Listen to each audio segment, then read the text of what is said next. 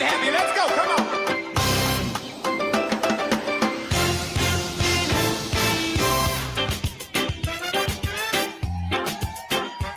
Where my islanders? Can some of y'all run down here to the front real quick? I gotta know who's in the building. Where my islanders? I need y'all to run down here. Come on, let me see you.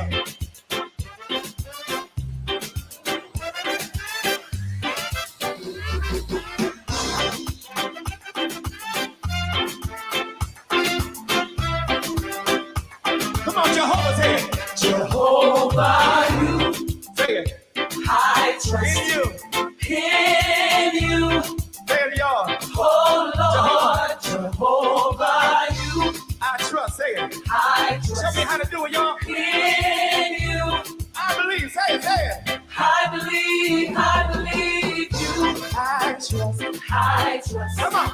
in you. Oh, Lord. Oh Lord, Jehovah, you Where y'all at? Come on. Come on. I trust in you. I believe. Say it. I believe you are the God of miracles.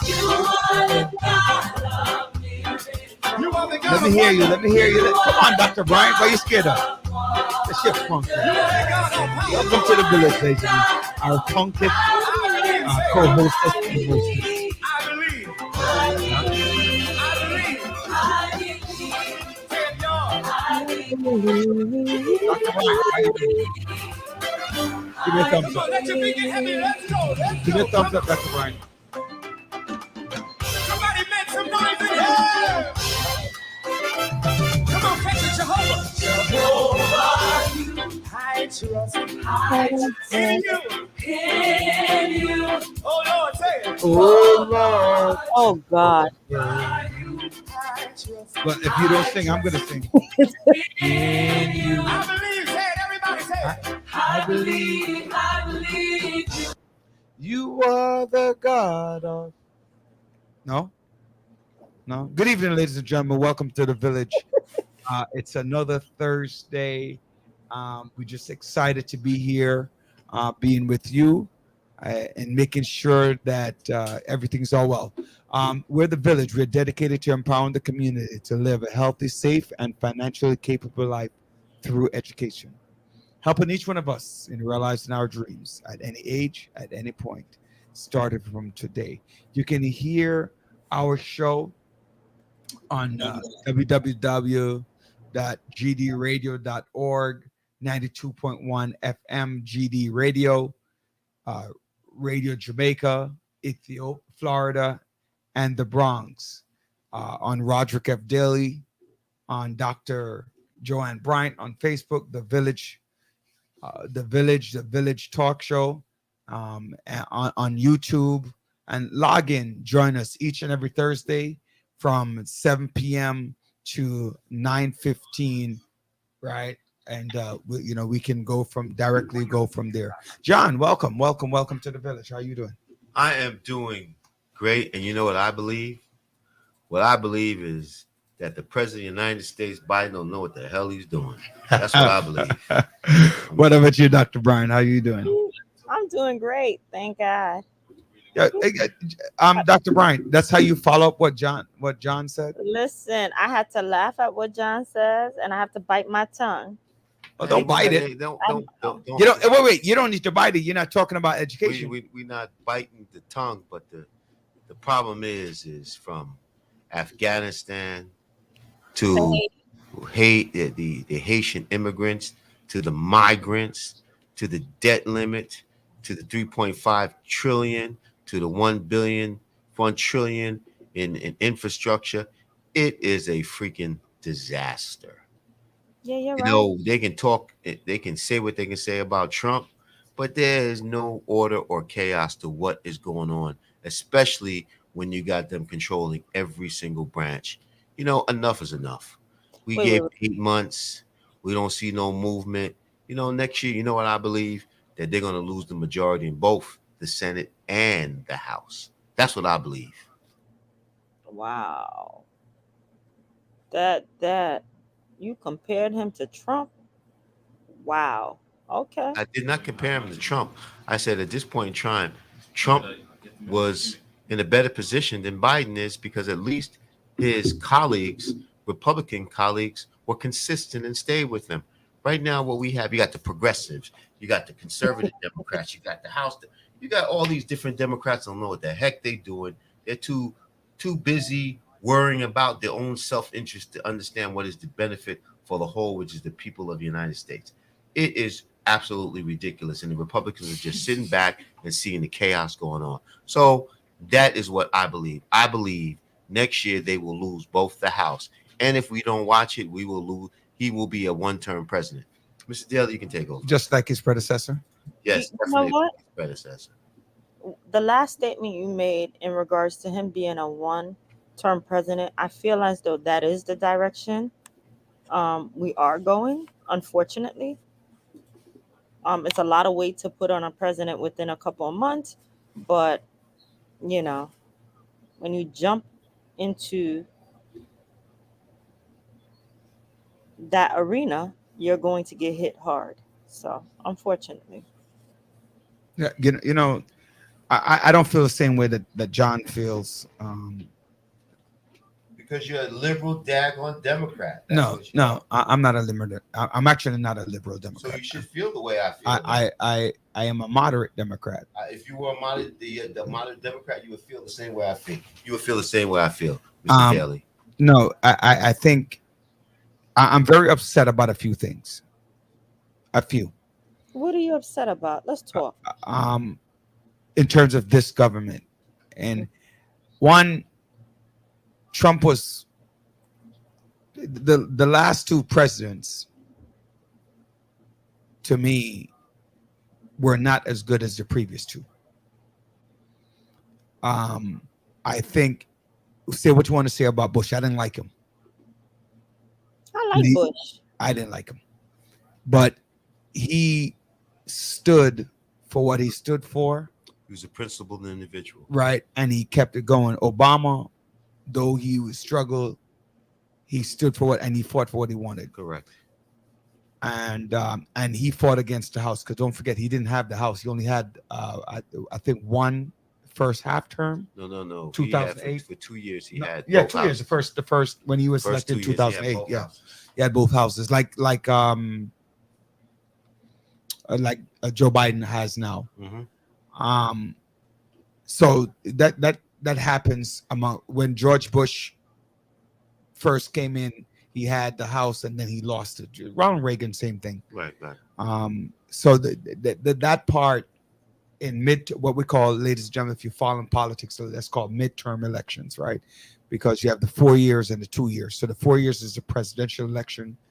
2 years after is the midterm election. Called all of Congress runs every even year, and then the Senate runs 2, 4, 6 years.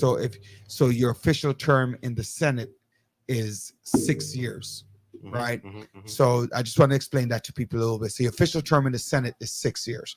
So if you get appointed, you have to run for a 6-year term, right? So you can get appointed, you have a special election, and then you run again.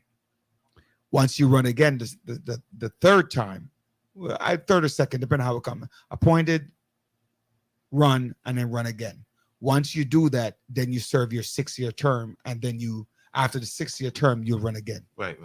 Okay, so, and I think New Yorkers understood that with Kirsten Gillibrand when Hillary Clinton ran for president in 2008 and had to give up the seat because she had won it in 2006 for her second term, and then gave it up when she was running president. Mhm. In New York State, you cannot run for 2 national offices at the same time. Just a little political explanation. Hopefully John can, will elaborate a little bit more on that. But essentially, I don't doubt that he would lose the House in the midterm, not because of the buffoonery of what he's doing, right? Because there is buffoonery, but he would lose the House because of the cycle of government in the United States. No. Right? You're, Yeah, no, it's not about. no, everybody talks about the cycle. the cycle of the government. But cycle is based upon the issues No. that they fail to deal with. No. Obama spent all his time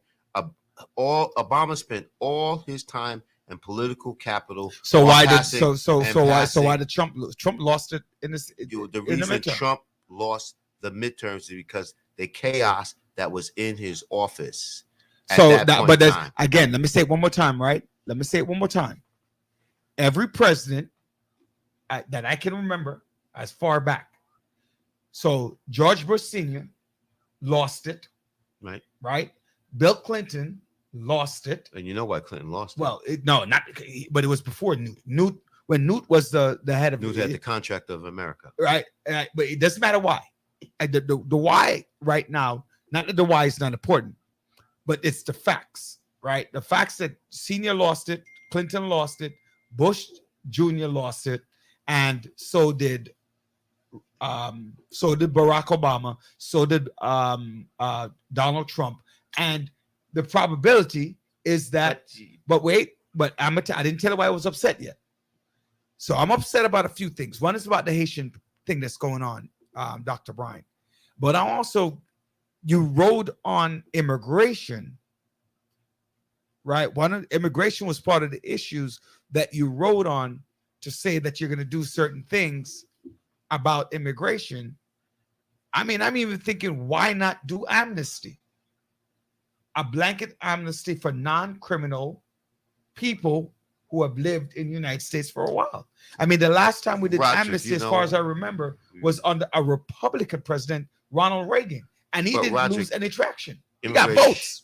Immigration is a political football. But by the way, just before we get into it, I want to big up Delroy's Cafe. Delroy gave me some food to give the members here. His jerk chicken, his steamed fish is unbelievable. where's my food? I left it in the car. So Man, go to the Nah, car now nah, and go get nah, I my ain't food. give it to Which you. Delroy? We're talking about Delroy, right? Delroy Wright, man, the food is impact.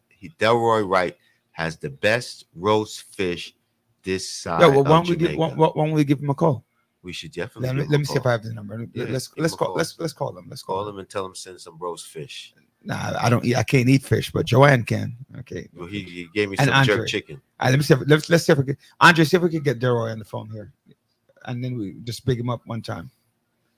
You know, Delroy is actually a listener on What type of fish? Let's talk about roast fish. Roast You don't know what that snapper. is, man. You don't know Man, what he that is. gives. I mean, his fish is the best fish this side of. Joanne, you know what roast fish is? No, I'm Jamaica. saying no. Call him on the This side speaker. of Yeah, call him on Jamaica. speaker right there.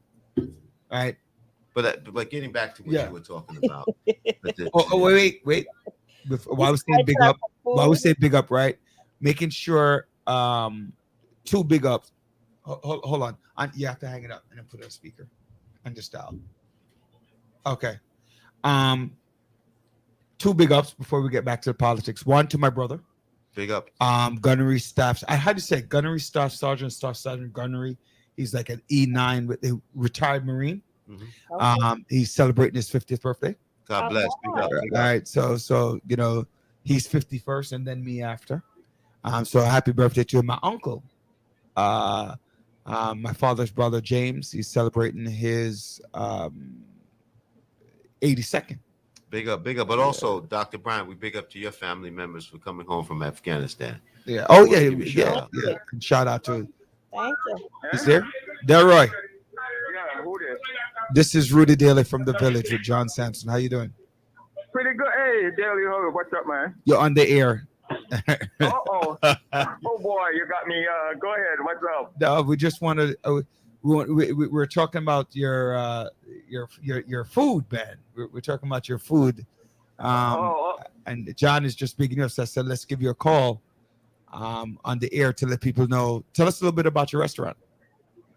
Well, the Delroy's Cafe, you know, the old location, 14 Daria Place. Okay. So, yes, I have a next door space that I'm working on, and I do a weekend stuff, Friday, Saturdays, and Sundays as it stands now. Okay. Just a weekend stuff between 2 and 8. Okay. So I have limited menu, and I mostly put out the number of people call me because I'm not fully open yet. All right. But I try to do, you know, the weekend stuff, and if there's any catering that anybody wants, they could always touch base with me. So tell me, Joanne is from Haiti. She doesn't know what roast fish is. You want to tell her what roast fish is? Well, you have different types of roast fish, but the idea behind it is that it's a steaming thing that you put into a foil paper with however you construct it.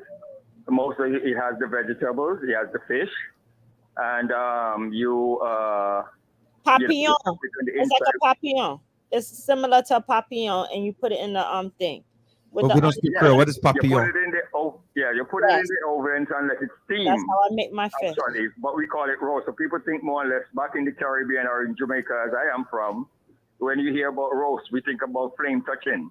Yeah, I always, it's funny because I always thought roast fish was when you put it on the grill, cook it up like that. That's what No. I thought as roast fish, and I learned that new. No, Joanne, so don't it's worry a- about that. it's We both of us practically a learned. steam in the oven I'm in just the messing file with you. paper. Uh-huh. See, you use foil paper, but a lot of restaurants use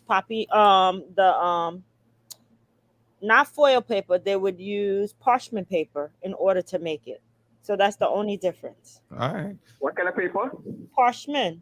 What is that? Yeah, you can use this when you're using it, when you're putting it on the grill. That is a coal, because you do that on the same time on the grill. When you put it on the grill, in order for the flame To cook. not to penetrate too strongly, from which will burn the fish, Right. you use a parchment paper in between, and the parchment paper will prevent any burning. So All right. So what's the best thing that you cook in the restaurant? The rasta pasta and the roast fish. That's it. Rasta pasta and roast fish. My rasta pasta and my roast fish is signature. So, and you say we're on Doria Place over there by Flatbush? See, yeah, 6 Doria Place, right off. Yeah, definitely. Right behind Sears. I listeners on the village, if you get a chance, go by, and Delroy takes you back to the home. So if you were in Jamaica, you would come in, you would look at the place. You said, "Heck no, I'm not going in that place. The food is probably horrible." But once you get through that door, you taste that roast fish or jerk chicken and rasta pasta. I guarantee you will definitely be back. well, thank you for our food tonight. Repeat that. She broke up. I didn't hear you either, Joe. You were breaking up. We lost her.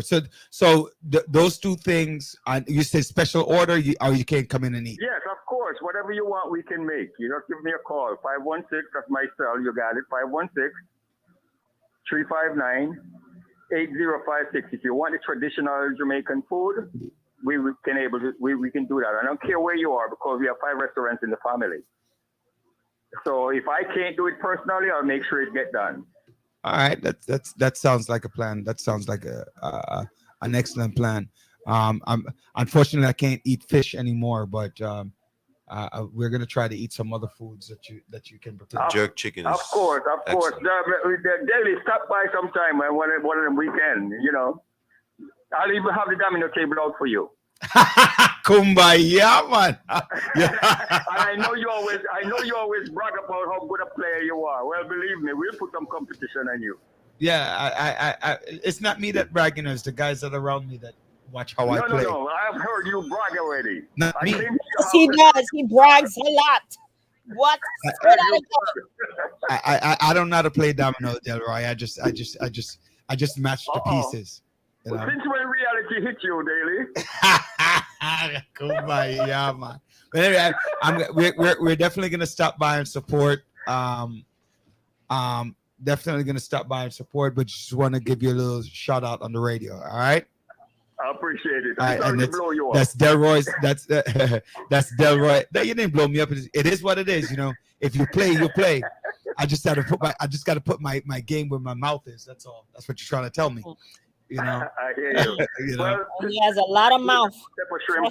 We have some pepper shrimp and we have some the jerk chicken and jerk pork here. So we'll be here until about 10 o'clock. So if anybody wants to stop by, fine, no problem. Rasta pasta also. Okay, jerk chicken, jerk pork, rasta pasta, Yes.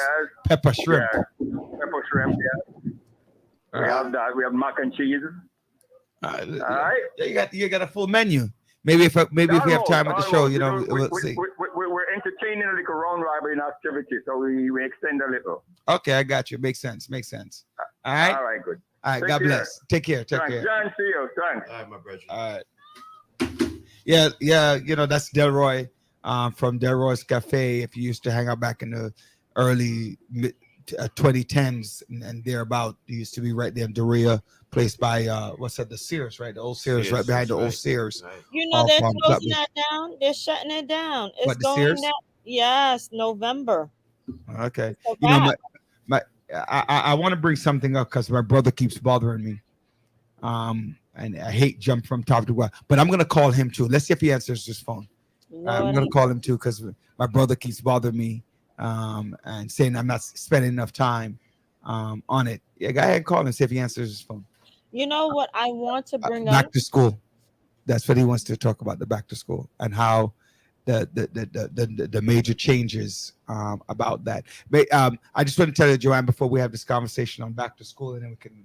You want to do that, or you want to go to the president stuff? Man, Because Joanne has to be careful about when it comes to school because she's still working. I don't think she has to be careful about school. Yeah, she does. She has don't to. know She has about to. that. Yeah, You got to be careful about school. Yeah, Dr. very. Bryant? Yeah, she does. I meant Huh? don't speak for her. I'm speaking for her. Oh, really? Yeah, speak for her. She has to be careful. Back to school. How's that looking, by the way? Just in general, how's it looking?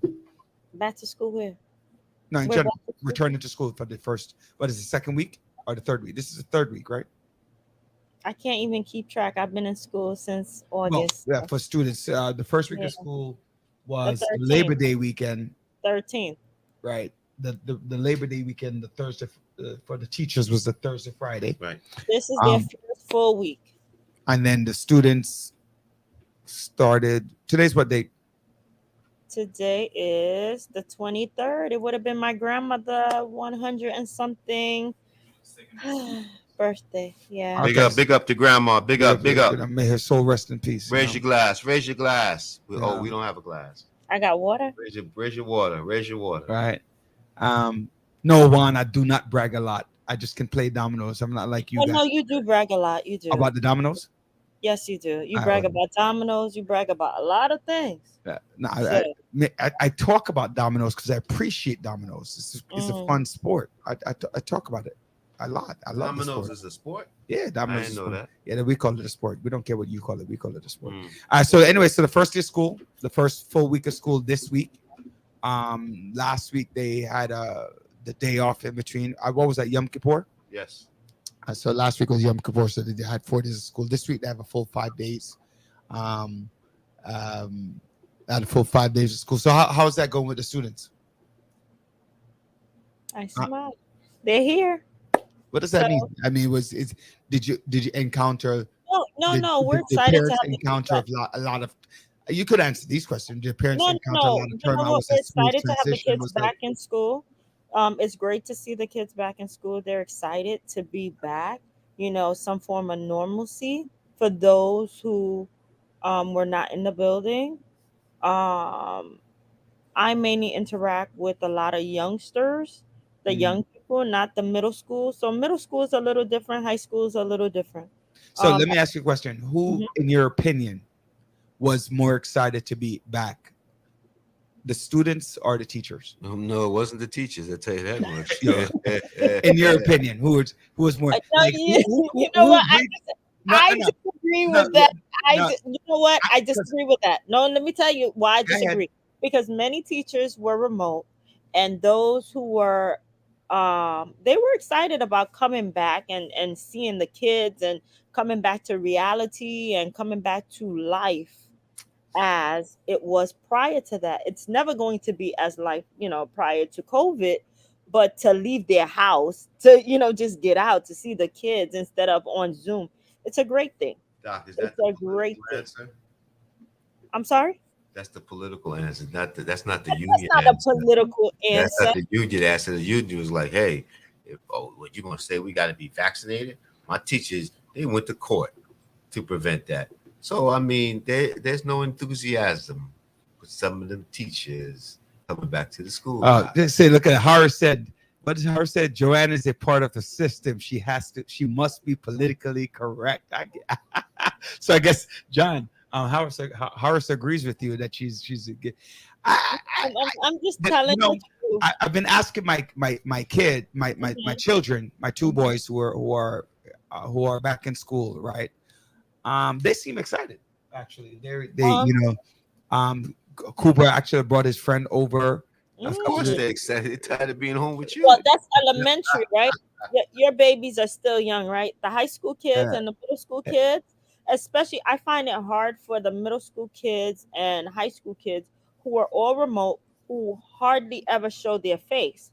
They Uh-huh. are considered getting back and trying to socialize with other kids is very difficult. I was speaking to a It- couple of guidance counselors and teachers, and they don't want to speak to anyone. They're not bonding. They don't want to be bothered. They want to stay in a corner. So there's a lot of isolation happening in high school and middle school, which You know is what a I problem. find as a major issue? The Dawn Roadblock. What's that? That's a stupid game that they play. Is that the kids, they're so used to playing so much of it now, is they're addicted. So they come to school and they're playing it, they're home, they're playing it. I have never heard of Yeah, this. it's Roblox, Among Us, Minesweep. Listen, the I saw Among something. Us. Yeah, wait, hold on. I saw some dude put up an Among Us video. My son got up this morning. Yesterday he got up at 6:30. My 6-year-old got up at 6:30. All I'm hearing is the TV go. He's outside watching a video. Today's what's today? The 23rd, right? Yeah. A video came out the 21st, and it had 2.4 million hits already. Mm. 2.4 million hits. Education going to the virtual reality realm. Right. That's what's Right. So What's this called? Roblox. Villages. We got Roblox, so let's go Villages. No, we don't want to, right? So hey Jeff, how you doing? Welcome to the village, right? But it's interesting, but I just wanted to get a perspective. I know that you're not really dealing with children directly in the classroom anymore, so you more deal with adults. But I do think that on both sides, people are very excited about being back in the building and seeing each other face to face. But you're right, the social interaction, what was bad is now worse. So listen, I go into the classroom to greet the students all the time because some of them I actually interacted with them virtually. So it's nice to see them in person. I'm like, oh my gosh, you're really who you are.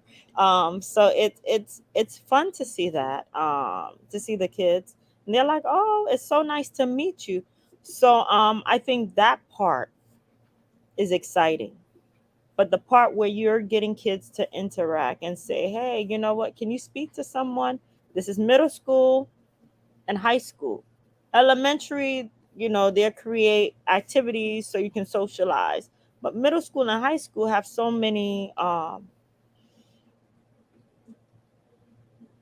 politically correct, so many gaps in between that they don't have to. They don't have to. My friend Deirdre just wrote in. My daughter is addicted to Roblox. No, it's definitely addiction, but Doc, I see your enthusiasm for the teachers and the students coming back. But your enthusiasm is definitely welcomed, and hopefully one day you will commandeer your own institution, which will bring some of that enthusiasm to your teachers. Become and our to own your school children. leader, Yeah. right? I agree. So I see that in the future for you, Doc. I have a question for you, Doc. On Monday, Mhm. right? Today's the 25th. On Monday the 27th, what's the undercurrent You know about what? the new mandates? What's Monday the 27th? What's that? Could you explain to the villagers what's Monday the 27th about, Mr. Daly? So on Monday the 27th, the federal government, And I agree with you, Horace. hey, you can't agree with that. Don't say that. Don't answer that question. You don't. we didn't hear that. She didn't say that. Horace. On Monday, there's several mandates that states that you need to be fully vaccinated, or at least you have to at least one shot within a certain time frame in order to keep your job. What are you hearing? 100%. No, I'm saying, what are you hearing? What are you hearing? Are you hearing like teachers are nervous? What are you have Let me both sides of the argument? let me clarify this. It's not only teachers, it's Yeah, no. anyone working in the system. Government workers. Mm-hmm. So the main focus on By the way, Hey, Joanne, yes. My audience out there, you are in, special fields, right? So it's not just teachers, it's the MTAs, all there. So you please feel free Police to type officers, into the chat. yes. Andre's gonna monitor the chat for us, and Sophia pull up on screen as these conversations comes out. But let us know how you feel about these new mandates. But both sides, yeah, people feel strongly on both sides. Go ahead, Joe. Repeat your question. I'm sorry. No, we're just talking about what's the undercurrent. How you feel in the schools that you interact with. How do I feel? Yeah, not you personally. Uh, What's the under? Do you hear like a balanced talk, or do you hear more? Who's louder, the anti-vaxxers or the vaxxers? Who's louder? no one's talking about it. Mm, Believe it or not, no one is talking about it interesting. in I the building. just got a text from that shall be named nameless, who stated that on come Tuesday, a lot of teachers will be out of work come Tuesday morning, and the chancellor did say that there are a lot of substitute, and it's true because by the way, let me tell you, ladies and gentlemen, I hate to say this, Let me mute myself. but it's a no. You don't have to mute yourself on this. Those of you who want to teach, this is the best time to get into the field. Let make sure I say that properly, because I don't want to put myself in trouble. It's $186 that you get paid per diem to teach. Substitute teacher. Substitute $186 a day, unless the contract might have changed, but it didn't get worse. It must have gotten better, right? So imagine if you were in a school for 5 days in a week, and if you substitute, you don't have to teach every day. So let's say you do 4 days in a week, you're looking at almost $800 for 4 days of work. Don't tell me if you have a BA and sitting down and not working that you can't find a job, a bachelor's degree. And you don't have to have an educational degree either. We don't need babysitters. That's the problem. I'm not disagreeing. And that is Ladies in the village, problem, you gotta back up. because here it is when you're You gotta saying back up, y'all. anybody can actually come into the school Oh no, building I agree with that. and play videos or YouTube for the kids. And I do agree with what Horace says. Some people just come in for the paycheck. I will say that personally, because You know I what? work. But it's not a fair statement to make. No, right? no. Hold on. I didn't say all. Rudy, we can argue back and forth. Yes, but I didn't say all. But those who are passionate and care about their kids will take the time to do what they have to do to make sure that the kids are okay mentally, they're okay emotionally, they're okay in every aspect, and they're preparing for those kids. Now, I am upset as a parent when, hey, you know what? There's not and here is the parent perspective. When my daughter goes to school and there's not enough teachers, because, hey, it could be anything politically, and they're hiring subs to teach Spanish, and the people don't speak any language, and playing YouTube video asking the one Hispanic child to say, hey, translate for me. I don't need a babysitter. So I'm going to make two comments, right?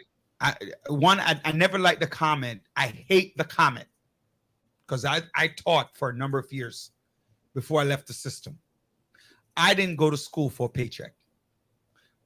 Our executive producer did not go to school to teach for a paycheck, and he went for cash. I am darn sure that Dr. Bryant didn't go to school for a paycheck. So I know physically 3 people who didn't go to school for a paycheck. That's why I don't like that statement. And on top of that, I know many professions, not positions. I know that too, right? But I know many professions where they just go in for a paycheck, and there are evils and negativity in all professions, from a pastor, right, down to the garbage collector. right? I mean, look, I just got a video the other day about some derelicts who are building money who's sitting on a legacy of more than $1.1 million. And I know you understand what I'm saying? So I resent the statement that people do it for a paycheck. It does happen. But the majority of our teachers, the majority of our workers, our police officers, our bus drivers, our system, they're hard working people. That's why I don't like that statement. I hate that statement for that reason, because I don't know. I got mad at some teachers. I'm like, yo, what are you doing? What are you doing? Why are you here? Right? I used to love Miss Holder, my AP, my former AP, who said that you're here not for yourself, but for the benefit of your children. Right. And she would drum that through. So that's my only point. Now, all the other things that you brought up, Dr. Bryant, very good point. They need some more training. And I think that what I believe to the reality that I believe, a lot of teachers are going to be out of work, and it's not going to be as many as you guys are thinking. It's chaotic. No, it's not going to be. I guarantee you that I hear the numbers, 20,000 teachers are going to walk out. 15,000 teachers are going to walk out. I'm going to guarantee you that no more than 2,000 teachers walk out. I am going to guarantee it. But it's not only, like I mentioned to you, it's not only teachers. You all keep focusing on teachers. Listen, let me say it one more time. I'm going to say it one more time. And you can say whatever you want. Next week, Thursday, I'm going to guarantee you that less than 5% of the school system, not that it's not 5% is a lot, but I'm going to guarantee you that it's less than 5% of the school system, and that includes everybody who's going to walk out. You think so? I don't think so. You think there's more? I don't think there's going to be any walkouts, period. No, I think there will be walk out. I think there will be so. walk out. I think you're wrong, Mr. Daly. So what's your number? I said 5%. I gave it real high. I think it's gonna be a little bit. I don't think it's gonna be a lot. Right? Go ahead. I don't know. I think first of all, there's no job out there. Yeah. So Right? You got to pay your bills. here in New York, Right? And at the federal rate, once the FDA approved the vaccine, what's your justification? The FDA already said you could talk conspiracy theory all you want. Oh, the FDA is in agreement with the government. The government is in agreement with Bill Gates. Bill Gates is in agreement with the Illuminatis. The Illuminatis is in agreement with this and blah. I don't care who you want to say the conspiracy is. The fact of the matter is, you have children. You have rent. You have food. And most of the people are going to walk out, by the way, most of the people are going to walk out. 2 people are going to walk out. The most, in my mind. The more senior teachers. I hope you are correct. Right? You're going to have the more senior teachers who are adamant and like, you know what? I have 1 year left. I'm done. Right? Which would be stupid because they're going to lose their pension. So they're probably not going to go nowhere. And the kids. Young kids are generally the most stubborn, pig-headed about certain things. And then older people are stuck in their ways. Right? So you have that's why a lot of times adults and children don't, especially when you're older, as an older parent, it creates a problem because there's 2 or 3 great generational gaps. But I guarantee, and I said 5%. I'm going to go back and say less than 2%. Okay. I'm going to go back and say less than 2%. For all that yapping, it's kind of like when I was bringing this up when Donald Trump won in 2016. Everybody's sure that Hillary, from all the chattering, Hillary Clinton was going to be president. Remember that? From all that chattering. Oh, Hillary Clinton was going to. Some people said, I'm not going to vote because Hillary's going to win. And she got killed. She got killed. What was it? 306. Said murderer. Yeah, murder she wrote. That's what. Murder she wrote. Yeah, So I'm going to go ahead and say, I'm going to change my number and say less than 1%. There are 144,000 members of the UFT. So I want to find out. The mayor mentioned that there's thousands of subs that's available and ready to go. I want to know where those subs are, and are they prepared to go? What's not true, Jermaine? You're saying not true. Most of them are the younger teachers who are not. Yeah, that's what I said. Most of them are younger teachers who are not yet parents. That's who are going to walk out. Yeah, they have no sense of responsibility, and they feel like they can bounce back. That's the majority of who would walk out. You know, I don't think they're going to walk out. I think that for the benefit of the children to understand that this is bigger than them, their feelings. This is not about self. This is not individuality. This is about the support of the group, which is our children. So I don't believe they're going to walk out. Many will I believe stay. they're going to be there. I think they're going to stay. And you know what we're going to do? The Horace, parents Wait, go are back, the go ones back. that's going to be starting to Yeah, protest. but Horace, in Florida, right? And thank you for joining us from Florida, right?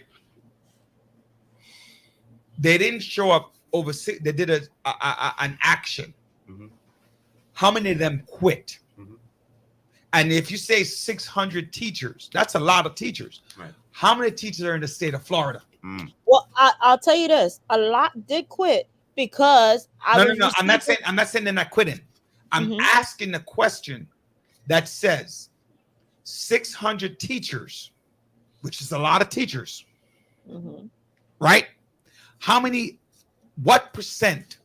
I don't even know how many teachers are in Florida. Maybe we could find a way to say what's the total teaching population of Florida, right? Well, what percentage of the Florida population is 600 people? Right? Because 600 teachers in New York State, right? In New York State is in New York City, first of all, 600 teachers is some large high school.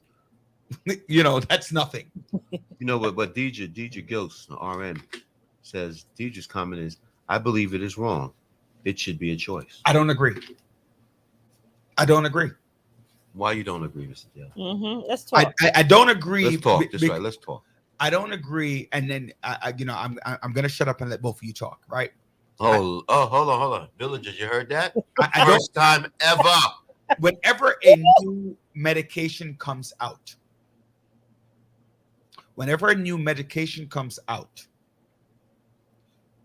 everybody sit around and say, I want to see what is going to happen with it. Whether it's Tylenol, whether it's chemotherapy, whether it could be. But what I will venture to argue, especially our black folks, let me take some herbs, because all these herbs are good for me. That I was literally having this conversation with my cousin. Herbs are good for you. I'm not saying no.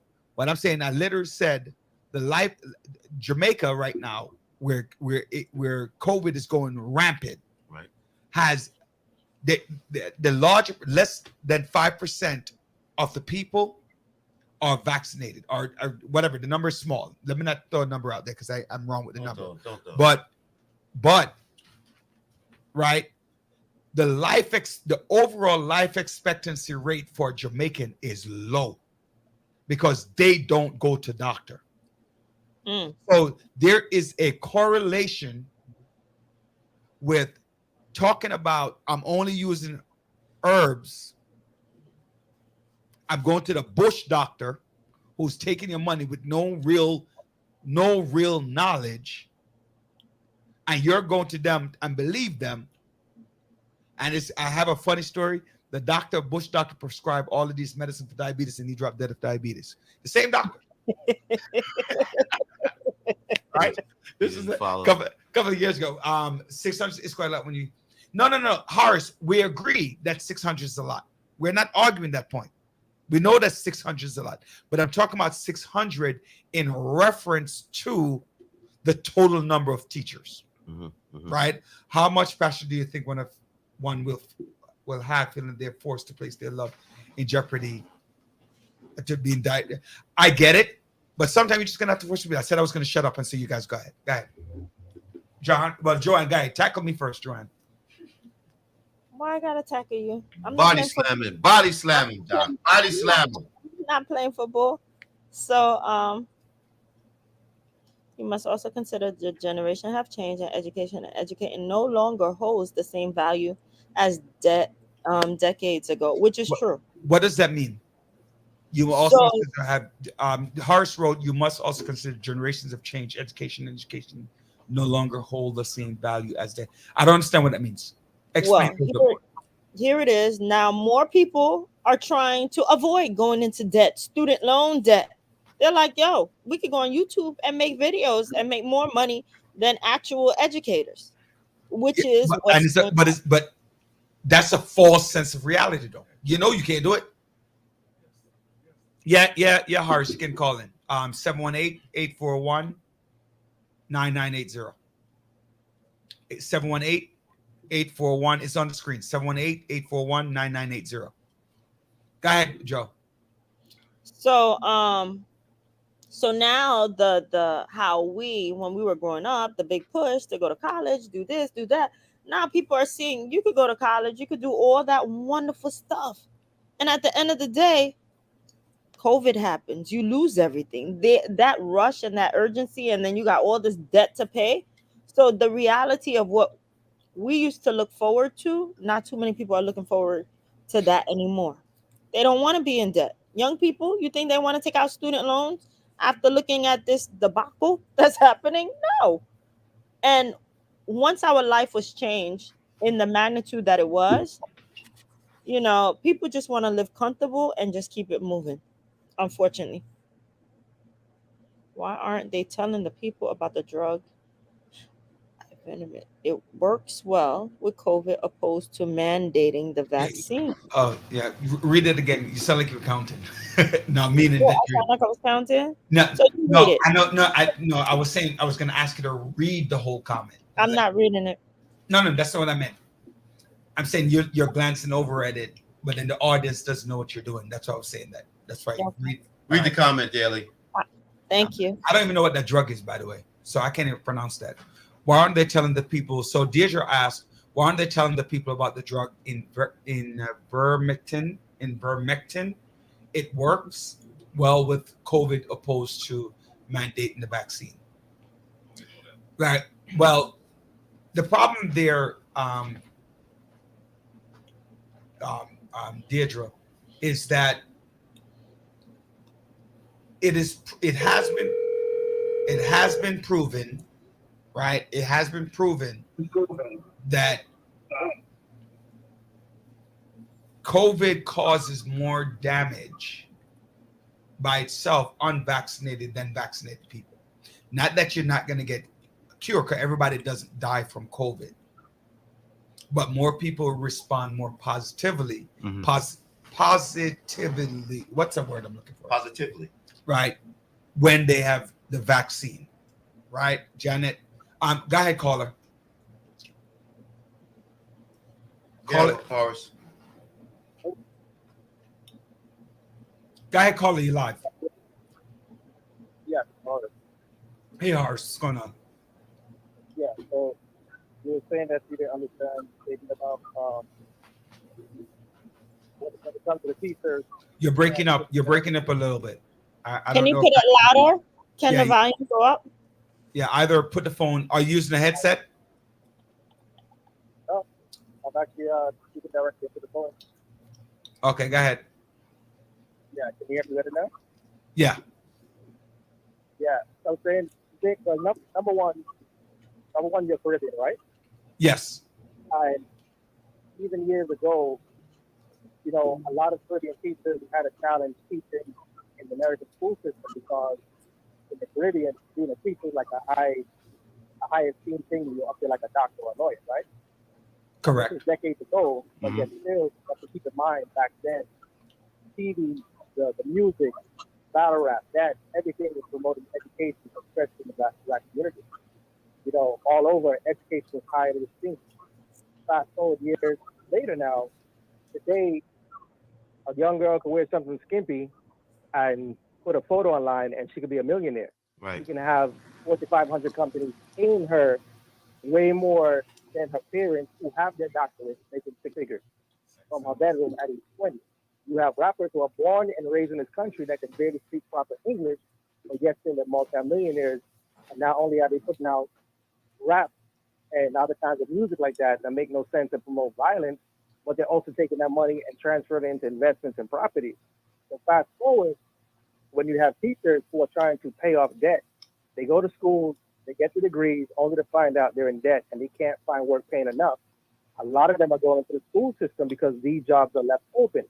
So you have a large generation of people that are really not there for the passion of teaching, but they're there for a job that's paying right now, and they're paid off summer. So that's what I was speaking about. So when COVID comes around, it doesn't make sense logically to someone to go into what's considered a cesspool. And I'm not speaking about people like you or Dr. Bryant, because I remember when I used to beg her to quit teaching because it didn't pay, it was not appreciated, but she had a passion for it even up to today. People like her, like you and other teachers that you know, but it's a large generation that are coming up as new leaders. They do not respect it like you do. They're there for a paycheck. And when it comes to choosing between their health and their welfare and finding something else, a lot of them are going to either walk out or they're going to quit altogether. And it's happening. The numbers are showing it across the nation. You know, I agree with you on a couple points, right? When back in 2001, an acquaintance of mine became the head of the Caribbean component to get Caribbean. Yeah, I don't know if you remember back when there was a big push to have Caribbean teachers coming. Right. Yes, I remember. The problem why a lot of Caribbean teachers fail is part of what you just said, which is the difference in esteem. If in the Caribbean, if you're a uniform school, everybody's wearing uniform. It's not a question of you don't have the right to. That's the problem with America. Sometimes you have too many rights. Amen. Right? You have the right to opt out, the opt in. Wear this, wear no. You wear your uniform to school or don't come to school. Right? Exactly. Right? And so a lot of them failed, not because necessarily they were bad teachers, but they couldn't handle the discipline. Right. I mean, a student will walk in front of your face and drop an F-bomb to you as the teacher. And, you know, in Jamaica or Guyana or Barbados or something, you drop an F-bomb to a teacher. You know, you're going to, you know how that's going to end up. You're going to receive licks. Right? So I get that. The second thing that I do agree with, unless most teachers that I know, most teachers that I know, the first 5 year of teaching, they did not want to become a teacher. Most that I know, not all, but most that I know, kind of just like me, right? Right? Yeah. You started it and you realize, like our guest last week was saying, you realize the impact that you have in the lives of young people. And that in itself caused the change. Now, the highest turnover rate in education is the first 5 years. So the first 3 years, you get your evaluation. Every year you're going to get one. You're getting, whatever it is now, but back in the days was a U or an S or an N, right? You get one of those, you know the direction you're going, right? Fix it. What is it? What's the expression? Fix it or ship it, something like that. Whatever the expression is, right? You got to go. A principal might give you a 4th year to figure out what needs to happen. But within the 5th year, you're either in or out. You understand what I'm saying? Yep.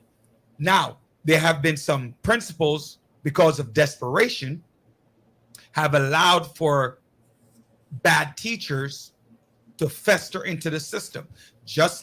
But it's just like the same with every job. Right now, go back to the somebody wrote something before, retired teacher. Yes, retired teacher. Jermaine wrote, "They're living in different times. Our eyes are open now." And quote. Yeah, look, because you know what I was gonna say, like the young man last week we were discussing, right? Right.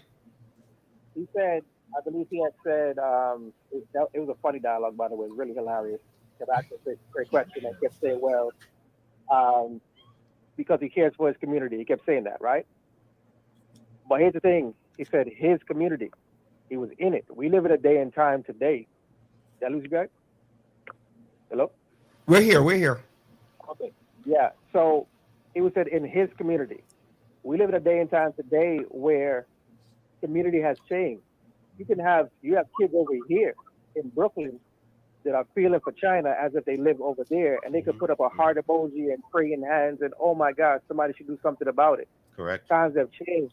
People like you, people like John, people like Joanne, if you look at your history, you guys were in your community and you impacted. You said, I have to do something about my community. Even when you left, the difference with when you look at Generation X and going back, part of millennial generation, there's a strong tie to communities to the point that even when we leave, we still have a tie. Like I was born in the States, right? Right. I was born in the States, and the beauty of being raised in Brooklyn was that I got to keep my culture. Sure. So to this day, even though I was born and raised in the States, I still have a strong tie to my culture, to my community, to my people. And even when I look at Haiti and other places like that, when people talk about immigration and build the wall, all kind of stuff, I'm like, wait a minute, my people had to come over here. You know, we're all immigrants. You know what I'm saying? And today, you have people who they can burn down their physical community, but they're so detached because they're raised on the social media and they're concerned with what toilet Jay-Z's pooping on over in Africa somewhere or China. You know, that has more heart emotions than what's going on right Say here. it again, my man. Say it again. Yeah. Say it again. People don't even know who Reagan is. They don't know who Bush is. A lot of people today, you know, you're lucky if they know when I said this last thing. When Barack Obama got put into office, there was so much tears in the hearts. But when I looked across, even to my own kids, it was like, you know something? They don't really understand the impact of seeing a black president go into office. They don't understand it. Like, oh, that's cool. I know we're going off a little bit off on a tangent, It's harsh a little bit, but I always say when people say the first black person, like these kids, they don't. I don't want to use the word "don't care," but something they don't understand the impact. You know, Simone, what's her name? Simone Biles, or what's that? Which one is the swimmer? What's her name? The black girl, Simone. You know, whatever. What I don't remember her name right now. When she didn't make something, they don't understand. Like your other children are going to look at you. No, they're not looking at you because they don't understand. Because just like teachers who are riding on the backs of 1962 when Albert Shanker and the group of individuals started going back the UFT, going back when Bayard Rustin, Martin Luther King, right, A. Philip Randolph did the March on Washington, and how important that was in 1963. Right? I got a question for you, Roger. I got a question. You said you're teaching administration, right? I didn't hear you say that again. I said you're a teacher, right? Yes. Okay. What time do you clock out as a teacher? That's a problem for me. That's a problem for me. I know where you're going with it. 1 o'clock. I know where you go. I know where you're going with that. And I personally say, as an administrator, I hated every teacher, not the person, but the habit. Right. I hated every teacher who came in at 8 o'clock and left at 2:20 for 2:20 every day. I hate every single last one of them. Hate is such a strong word. I hate that word too. You mean not the person. You're gonna be getting a whole lot of I'm gonna get some calls. But I hated that. I felt right. But now, of course, now I understand certain circumstances, right? You have to pick up the kids. You have the kids in the morning. You have this. I get that. right? I get that. That's one of the reasons why I do believe that the Board of Ed, you're taking care of other people's children while your kids are on your own. And that caused some of that problem too. So a lot of parents had to leave to go pick up their own kids. You don't even get to go to parent meetings for your own children. Repeat what you just said. That is one of the biggest That is a problems. major issue Yeah. with the Board of Ed. But I know where you're going with it, from 8 to 8:20, and I hated that. I really did. I despised it. Hey, Right. we But have a now that generation that I'm an clocked out. old parent, because I like to tell that to my wife. Let me say it one more time in case she's listening. Right. Now that I am an old parent, because I'm 49 with a 9-year-old and a 6-year-old. Old looking parent at that. And both of them, right? Exactly. And I have to run behind these kids. I can only imagine. They need to get I to was school smart. They need to get to school for 8 o'clock. And when my son used to Yeah. get to school for 8 o'clock and I need to get to work for 7:30, my wife has to get to work for 9. It was a problem. And school got out at 2:20. So they don't even want you to bring your own kids. So let's say you go pick up your kids and you want to have your kids sit in the back and do their homework Right, while you help other students. Oh no, your child cannot be in the building. right. So I'm again, this is one of those conversations where I'm talking about two sides of my mouth. Prioritize everybody else's child. What I was saying is it's like you have a police officer, like a soldier, even if they're off duty, even if they're retired, if they see something in the street going on, they'll say, hey, I'm retired, I'm off duty, whatever, but I couldn't see that and not let it go by. I remember having Ms. Herzen, my 5th grade teacher, shout across the street from me, hey, Mr. Taylor, does your mother know you're going to McDonald's? You know, does your mother, because back when I grew up, even though I was born here in the States, I still had to go home and change into my house clothes, clean up, do my homework, have everything ready before my parents get back in. And so we had teachers. I remember going to funerals and getting scared, running to a teacher. Like, how do you know here? Like, even though we're outside of school, that's still a teacher. That Today happened. you have- That happened to me. That happened to me Monday. Retired teacher. Tuesday. On Tuesday. That's what. No, I retired teacher. That's what I said. I remember retired teacher. I So said, many that they did not put in extra time at home to grade work. and I don't believe in that. I don't believe this is one. Let me tell you something. I believe in the following thing. I don't believe teachers should take their work home. I don't agree. believe that. I believe that when you get home, it should be time for your family and your personal self. And the mere fact that you're doing that on a regular basis is problematic. I think they have to make some adjustments in the system.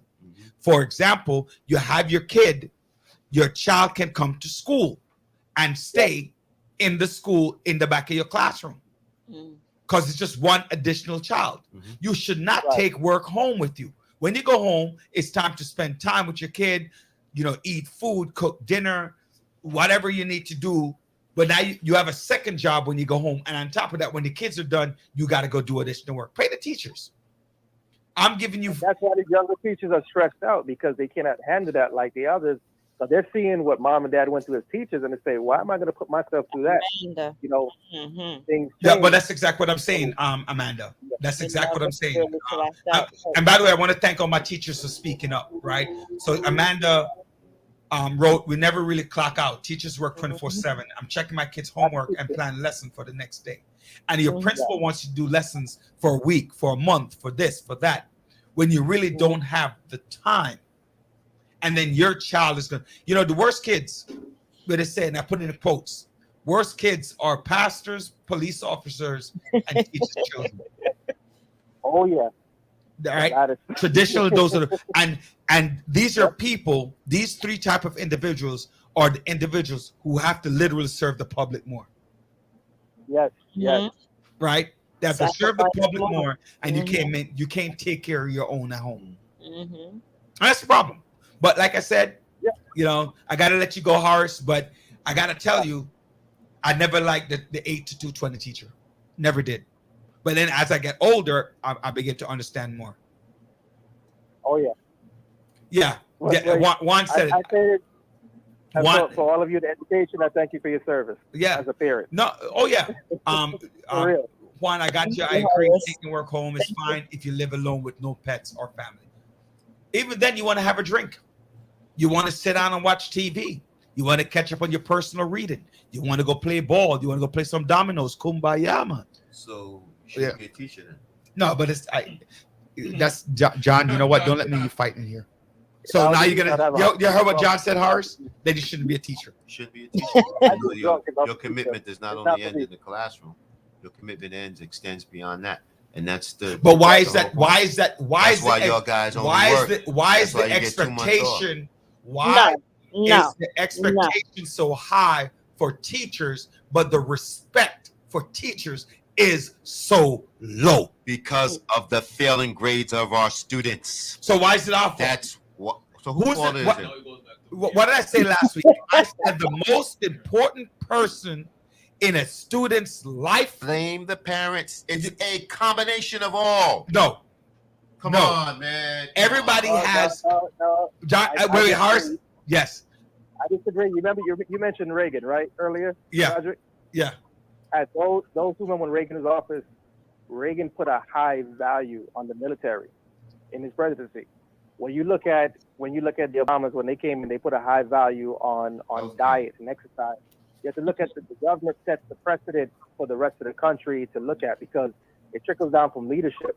You know, the failing students, that's a result of what's happening at home and what's happening at school. I'm going to admit, I was a parent I was in the Georgia school system. There were 49 in the reading when I moved down there. So the school was babysitting my children for free when I was at work. And when I came home, they were in school with us.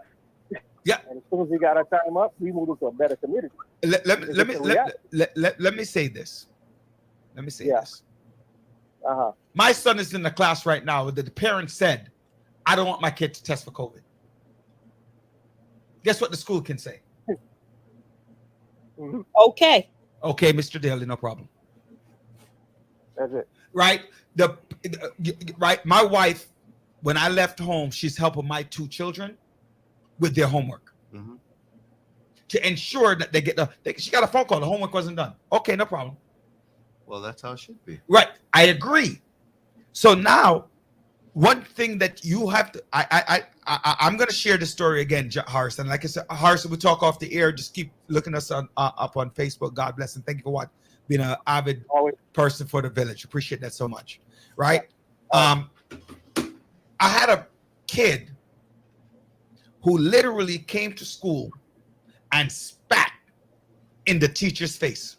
He went from the bottom of his bowels Oh God, please. and You're so spat directly in the teacher's face. Well, The mom, hold on. I don't want. Let me finish the story because I don't want to leave nothing out like that. His mother almost put a foot where I can't say right now. Right, but guess what the board of ed said? Oh gosh. The mother said, "Whatever you have to do." Because that is a most disrespectful, despicable act. She understood it. So I'm going to defend that parent. Mm. But the kid knew that the repercussions for the disrespect for a teacher was minimal. You know what they said? 5-day suspension. You know Okay. how I got the kid out in 30 days? How? The kid, after he spat in the teacher's face and you could see the snot down the teacher's glasses, he lifted up his right arm. He brought the videotape in to tape the situation.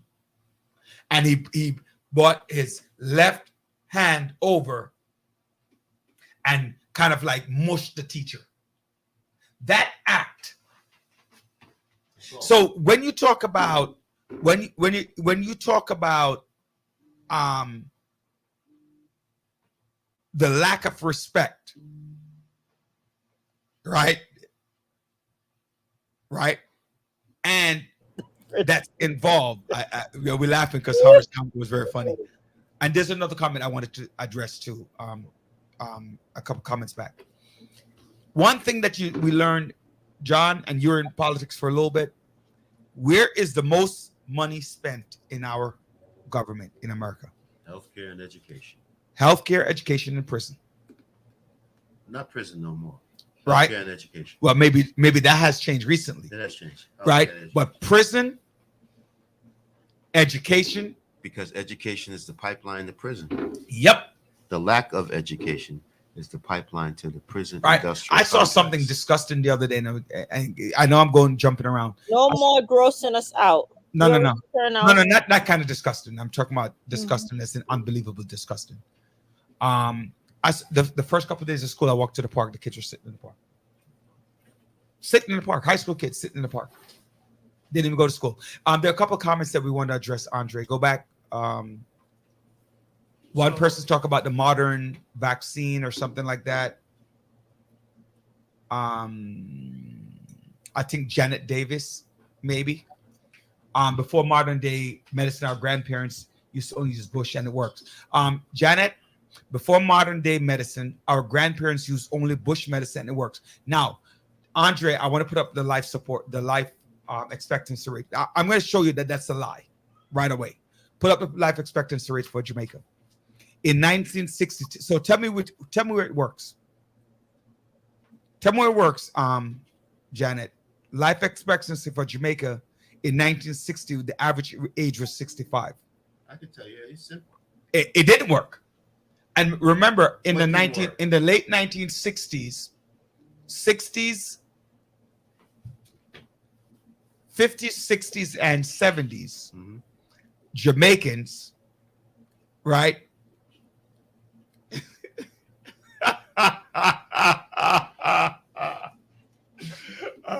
Right, John, you can read that comment, right? Sophia.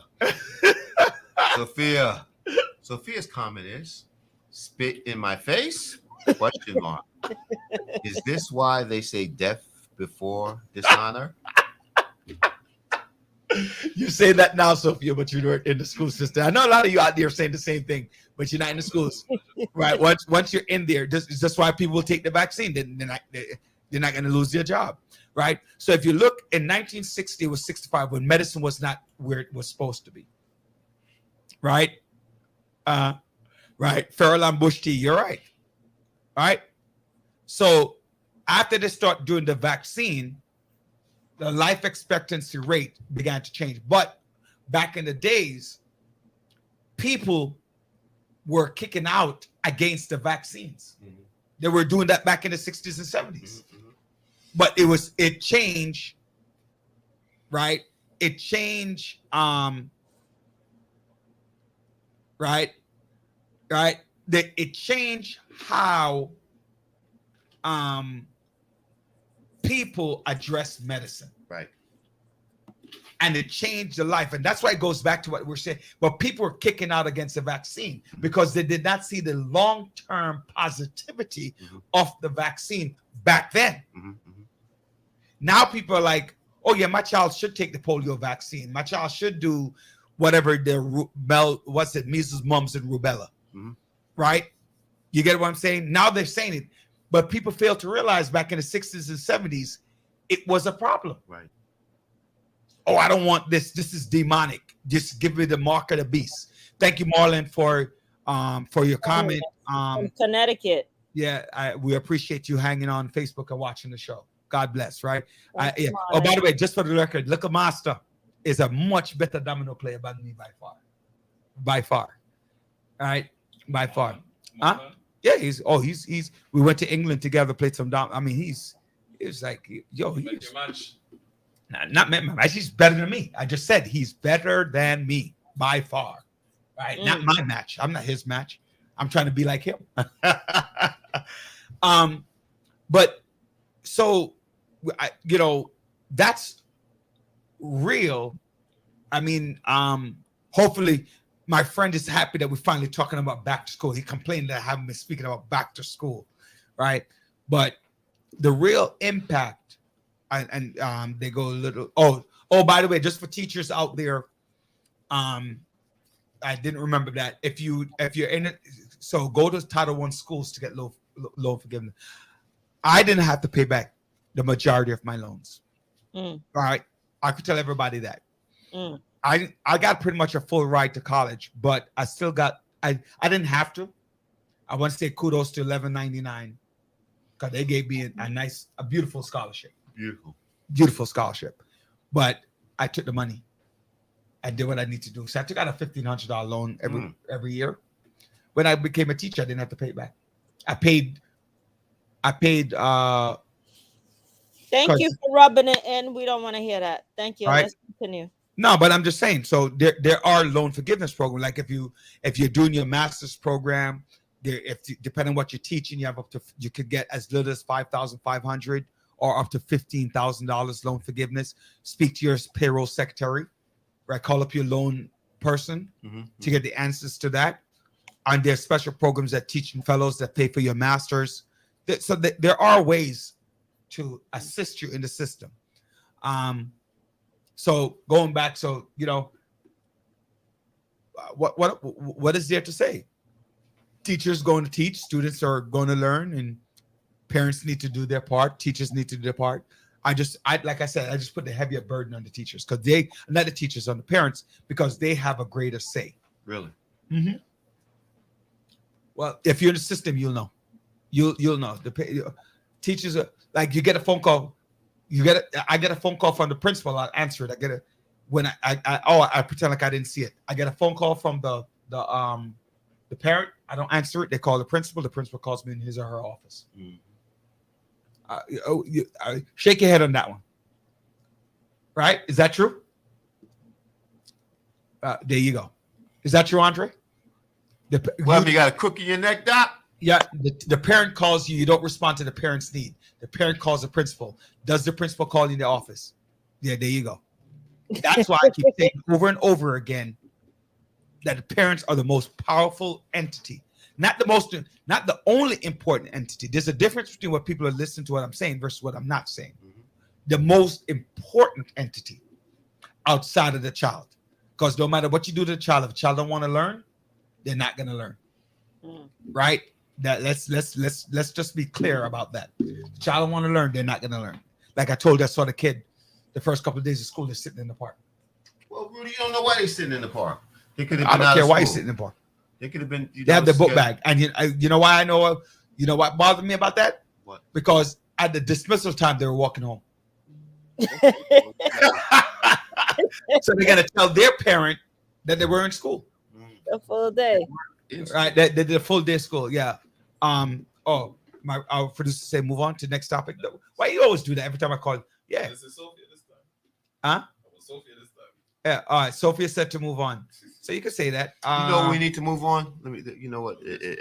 A pet, not a pet peeve, but what has been going rampant in the city. This whole situation on Rikers. Yeah. That's another death on Rikers. You know what is actually going on? We were supposed to have a public advocate on. Weren't able to make it, but I think he might be on. So hopefully we can get him on. But we have a little clip from PIX this morning, right? So we're gonna play that little clip a little bit. Andre, let us know when you're putting it up. You good? Go ahead. Close attention it's on to you. this. A plea for federal assistance to deal with the crisis on Rikers Island comes on the heels now of the death of a 12th inmate. Yeah, public advocate Jumaane Williams is also demanding that Governor Kathy Hochul and Mayor Bill de Blasio visit Rikers so they could see the conditions firsthand. Now, Jumaane joins us this morning to address the issues at Rikers. Good morning, Jumaane. Thanks so much for joining us. Good morning to you. Thanks very much for having me again. Yeah, well, you know, some disturbing developments at Rikers. There have been 2 inmate deaths at Rikers since you toured the facility last week. Now, was this floating jail, like I think they call it the boat, where the latest death occurred, a part of that tour? And if not, what have you heard about the conditions inside that facility? They do call it the barge. It's the 12th death in as many weeks and months. We did not tour the barge, but we have heard of pretty bad conditions in there as well. And if what we saw in the other units were any indication, the entire island is all but dysfunctional. Yeah. I mean, Mr. Williams, you and I talked about this week on Picks on Politics, right? That was our entire interview. And in that interview, you called on Governor Hochul and Mayor de Blasio to step foot inside Rikers and see the conditions firsthand. Let me just ask you point blank, though, what will that do? So, you know, I think this morning they're showing where their priorities are. You know, if you follow my social media, I don't begrudge anyone having some fun. But if you're going to make time to go to One World Observatory, Observatory, both the mayor and the governor, you should make time to go to Rikers Island.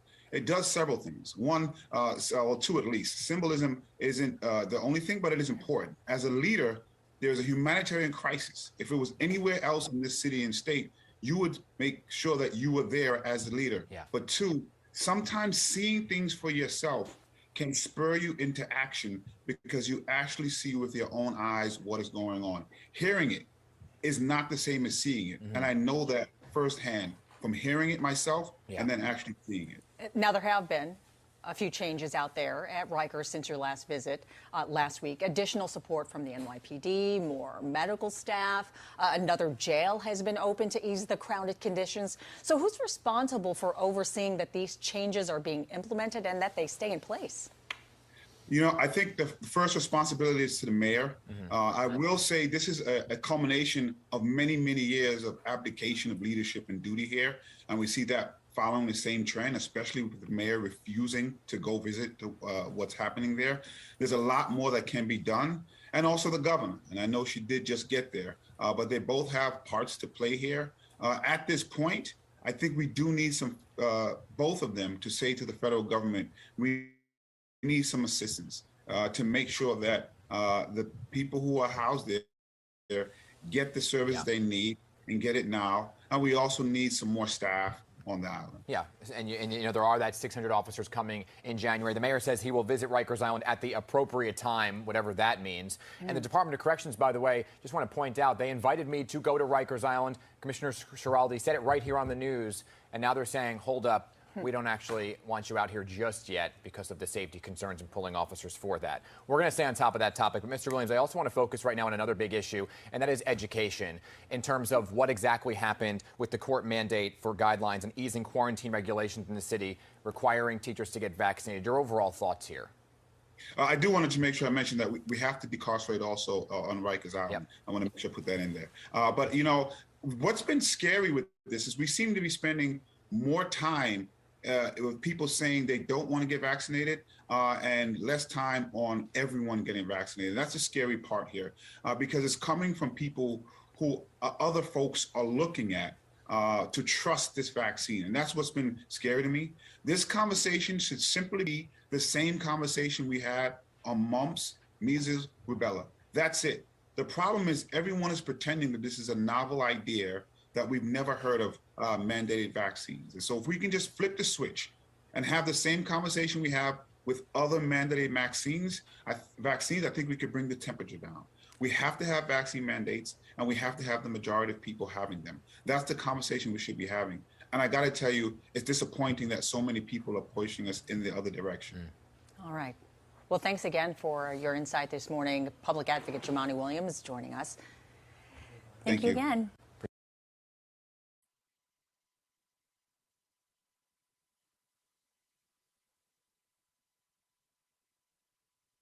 So we're like I said, we're working on having the public advocate on next week to discuss some of these things. But yeah, Rikers is a problem. Rikers has always been a problem. The conditions on Rikers, the officers, the number of officers that patrol it, it's just the overall environment that has been created and perpetuated throughout these years. Finally, it has become the powder keg, which was always, and now it has hit critical mass. I know there's certain programs on the island assisting the commission. I know one is Exodus. Also know that Osborne is on there. Basically, we're trying to talk to these young men and women to show them there's another alternative to the ways of life in which they had prior to that led them to get into the system. So I think one of the big things that really needs to be done is to truly understand the root cause of all of this criminality. And it goes to those who are the lack of education, because as a result, they can't maintain themselves in the classroom. As a result, they then become disruptive. They then get thrown out of school. They then join gangs. And as you know, initiation or whatever it is, these things start to perpetuate and spiraling down. So what we have to do in situations like that is a collective effort by the community, by the clergy, by the business people, by the teachers, to prevent these individuals from entering that life. So that's something that, you know, John, part of the problem with that though is like it's almost unfortunately in some of these communities, it's almost like a rite of passage. And until you get there, you don't understand why you shouldn't be there. Why should it become a rite of passage? There need to be interrupters for that. I agree with that. It shouldn't be, but it's kind of like, you know, that's what's being glorified. Right. It's kind of like the same thing when we talk about education and imprisonment go. But ladies and gentlemen, I want to be clear. John and I, Joanne didn't say it yet, but I'm sure she's going to agree with this comment. The lack of education increase imprisonment. Correct. Period. Correct. So they go together. They're right? correlated. Right. So we're pleading to you as parents and children and young people and community leaders and all those pastors, everybody.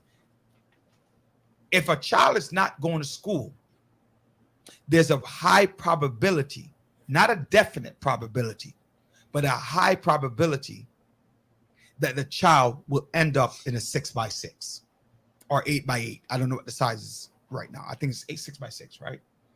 Right? 8x6. 8x6. Right? So we have a duty. It goes together. And you know what's interesting? I tell people, Joanne and John, oh, I don't have no kids, so I don't have to worry about the school. But those who ain't your kids, because your kids will rob you. And if they rob your own kids, rob you, more than likely, less likely to send your kids to jail than you will send the next man's child to jail. Right. So therefore, the ones that you're saying it ain't my kid is the ones that's going to rob you, hurt you, that you didn't want to protect. So, ladies and gentlemen, we're asking. We don't want to get to the deplorable conditions of Rikers for your son and daughter. And the one other thing I want to tell parents, stop cursing at your kids. Stop being violent with your kids.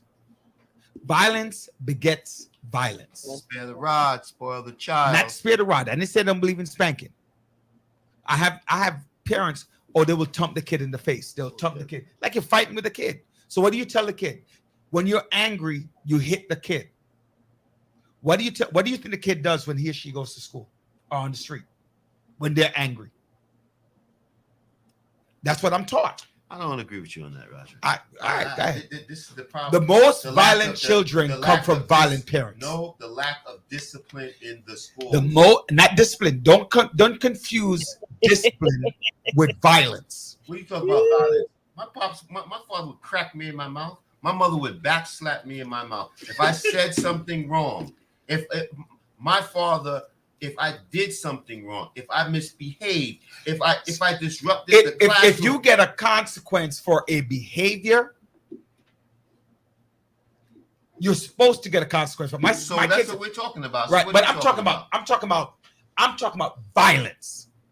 Like the kid doesn't even know what he or she did wrong. The majority of parents do not engage in violence. The majority of parents they do not. What? They do not. A lot of them. The first thing you start telling them about the kid, they're angry about something else. Exactly. They're angry about something else and take it out on the kids. The kids, when they come to school, and I'm speaking firsthand.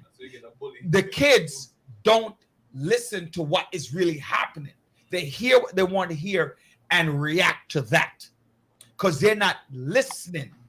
So when a parent, I'm telling you just firsthand, right? If your child go out and steal something and you give them a spanking, of course.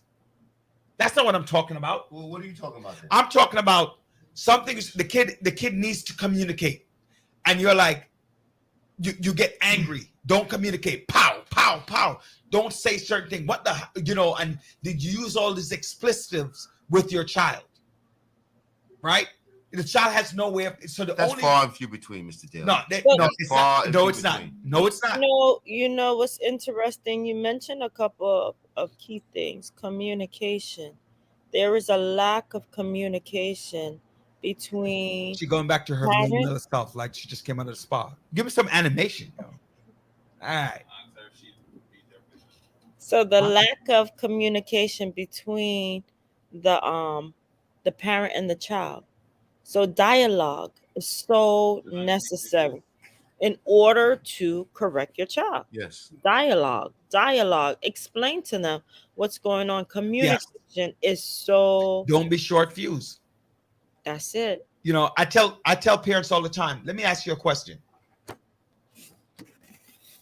When you were 18, I am 100% certain your parents told you not to have sex. 100% certain. Well, I don't know about that. My parents didn't tell me anything. No, but they reacted to it. They didn't react to anything. It's like I had to learn through school. Right. Yeah. Well, that too. Like right. I mean, no, certain conversations were closed. I know what you. But no conversation. But your parents' interaction with don't stay away from a guy, stay away from a girl, blah blah blah. When you were a certain age, but the funny thing is, you knew not to do that. It was the fear. Yes. I feared. But here's the question: did that conversation work for them? What are you gonna tell me? It was a different time. What are you talking about? When a young mother, right, who tells her young child not to do something, did it work for them? Or if you do this and blah blah blah, blah, you see what I'm going through and da da da da. Is it too much time talking? This is no time for talk. No time for talk. I can guarantee you, as much as John is talking up here, I'm pretty sure if I call his daughter a sophomore right now, she can count on one hand how many times she got to spank it.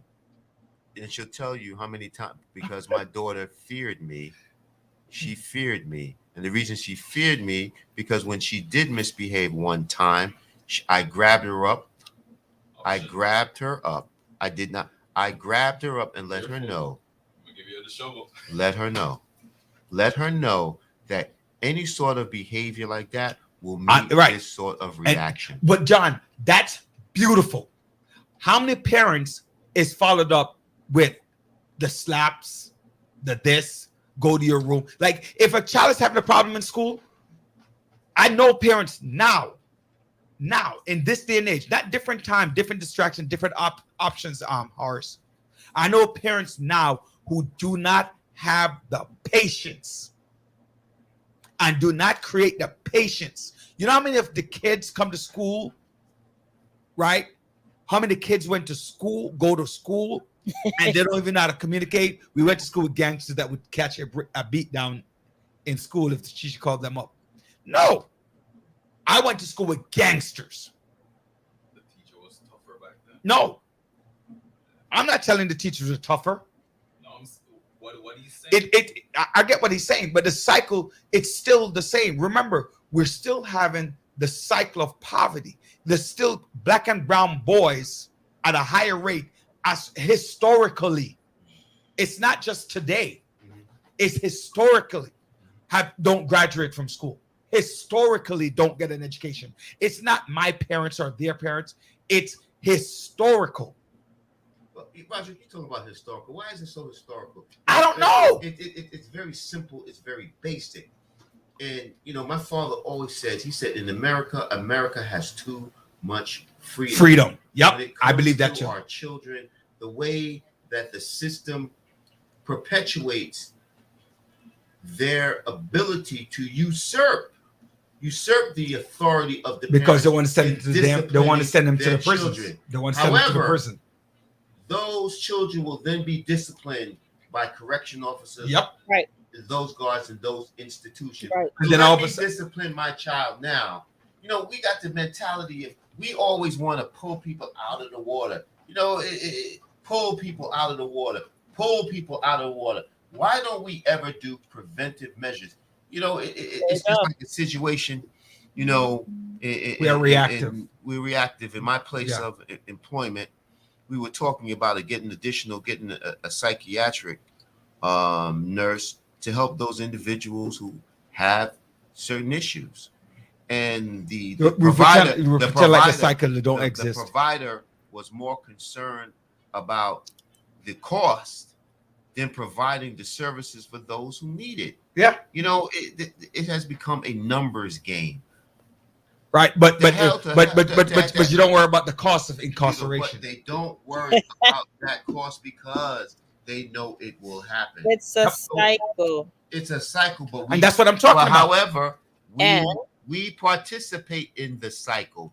We participate. Andre, pull the thing back but up. we do not hold our children, hold our parents, hold our communities, and those who represent us accountable.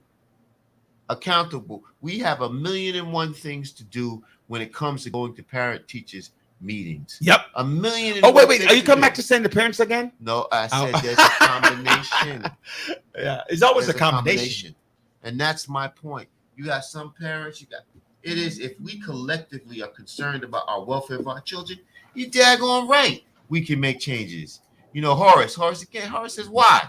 Look at what is being promoted in the music, TV, and social media. Nah, Horace. I agree with that. Horace, I agree with you. Horace, when we were growing up, we had channel 2, channel 5, channel 4, channel 11. Stop blaming social media. Stop blaming rap music. Well, wait. Are you gonna blame social media for exposing how immigrants are being treated? No. Social media is a blessing and also a curse. Absolutely. Now, I'm transitioning because when we look at what transpired this week, last week, with immigrants, totally different. Yeah, but Doc, you know what? Let's get on to immigrants right now. Let's talk about immigrants. Let's talk about them subjecting themselves to these conditions because of the conditions back home.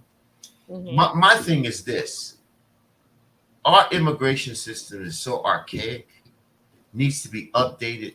This is what's causing the delay in people coming into America.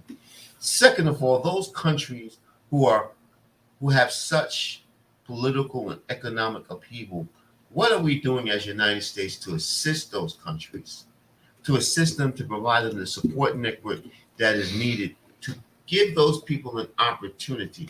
So, you know what?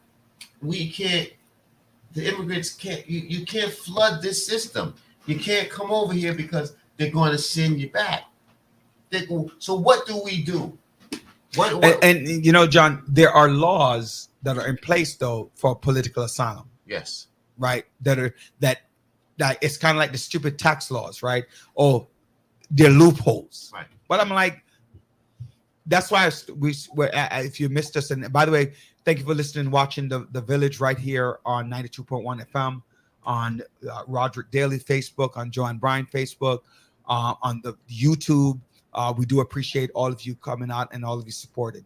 And if you missed the first part of the show, please do come back, watch us on YouTube on the Village Talk Show. Yeah, Dr. Bryan. You know what I want to add on? We want to thank those who are not even in New York City, in different parts around the United States watching us, and in the Caribbean. Thank you for joining us today. All right, much appreciated. You know, that's why when we start off the show today, we're talking about why isn't it they're not looking at amnesty? Why are you not looking at amnesty? Okay, so if you have a bad criminal record, then send that person back home, right? I'm not talking about a misdemeanor, you know, what they used to arrest you for smoking marijuana. I'm not talking about that. What's that? Burn up the herb. What's the name? Burn up the herb. Yeah. You know, if you do that, I mean, I'm not pro. I don't smoke, never have, right? Although people don't believe that from my behavior. I don't believe it. Yeah, I know. Yeah, especially in Jamaica. Kamala says she touched it a few times. Remember that. But I'm not talking about those kind of crimes. I'm not talking about petty crimes. So wait, stop. You said you don't smoke, but that don't mean you didn't have the gummy. You didn't try other things. Oh, I don't know what those are. So kumbaya. But they need to do like a blanket amnesty. If you hear with it, if we do the blanket amnesty, where they're going, what are they doing. But they're Can our here. System him. Where are they? They're here. Where are they? How many? You don't think that there are more than 1.1 million undocumented people in the United States right now? What are we doing for them, my friend? That's my point. But amnesty is the answer amnesty?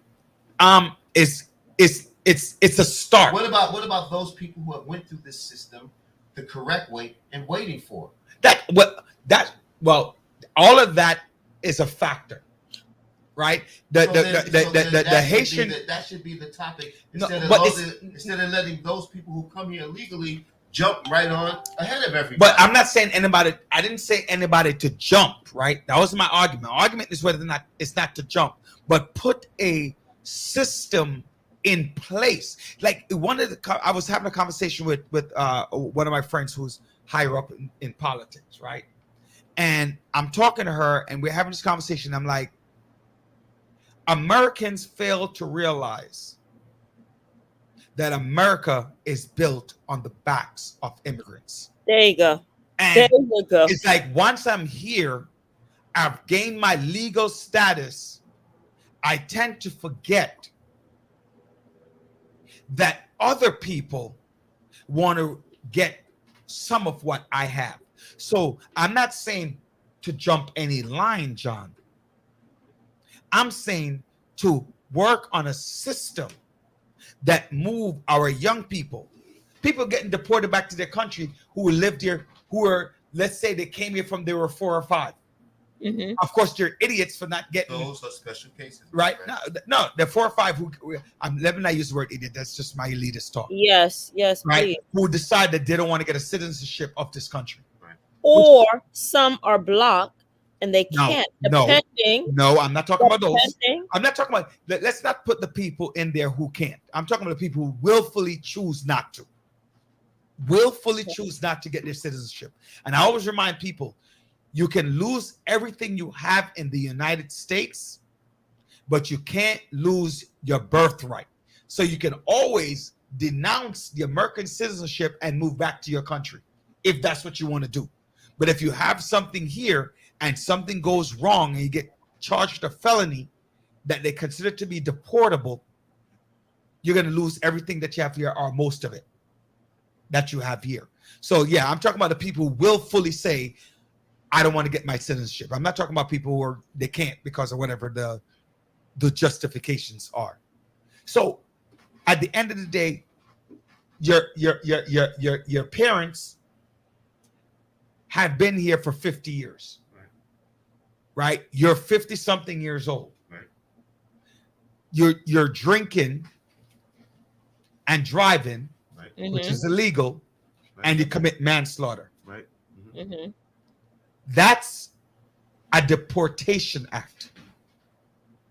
Now you're 50 something years old. Right.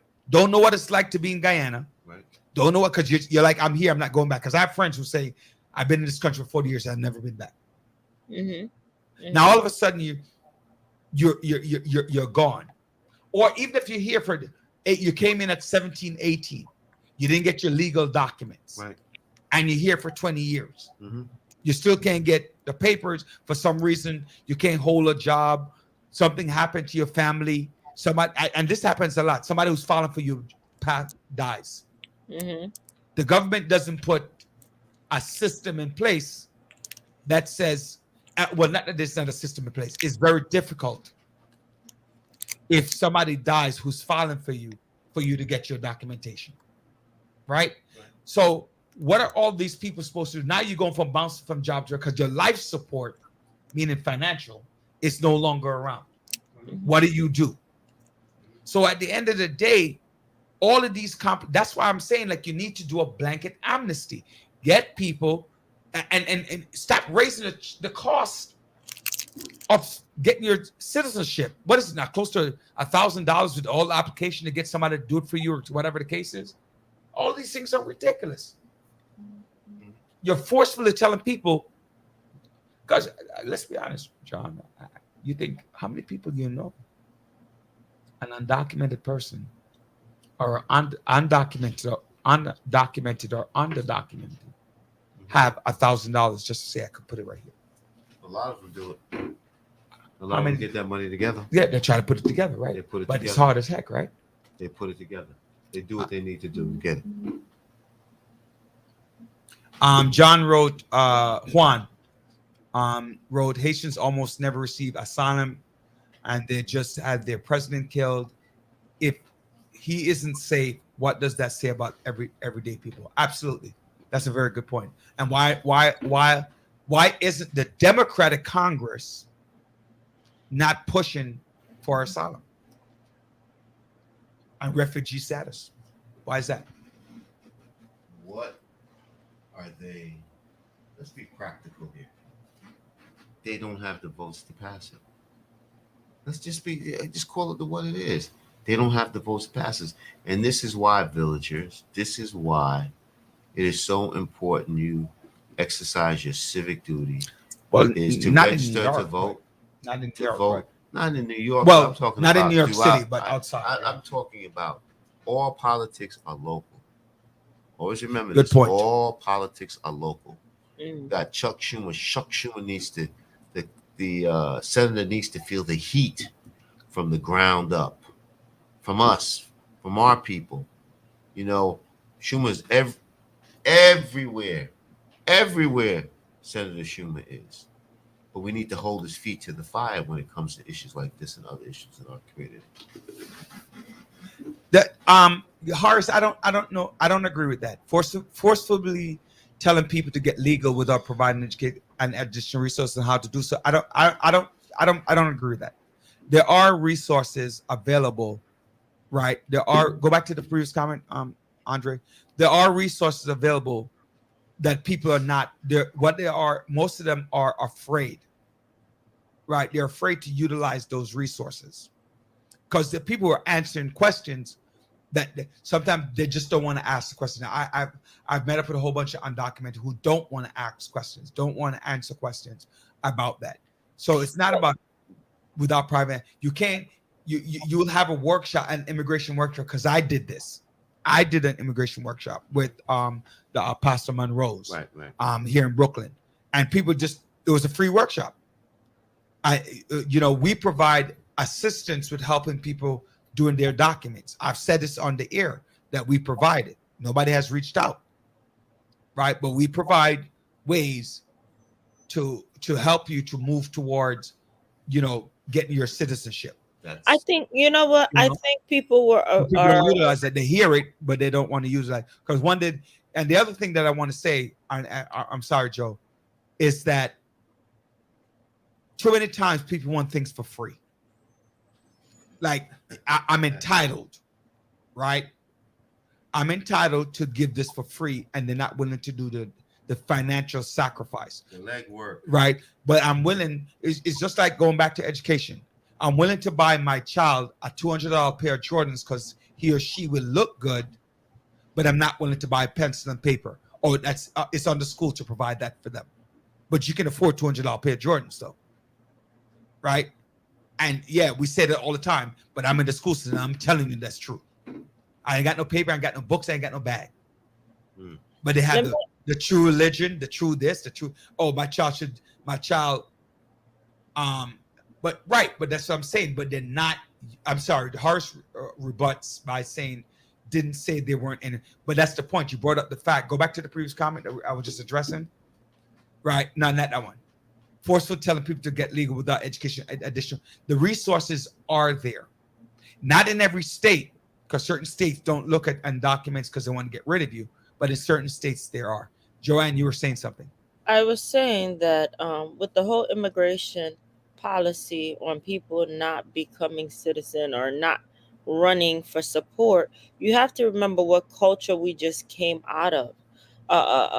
A fear tactic where people were afraid to even say that they're immigrant or to say that they didn't have documentation because you had the ICE going into different places, grabbing people, deporting people. So there's a lot of trauma that recently took place.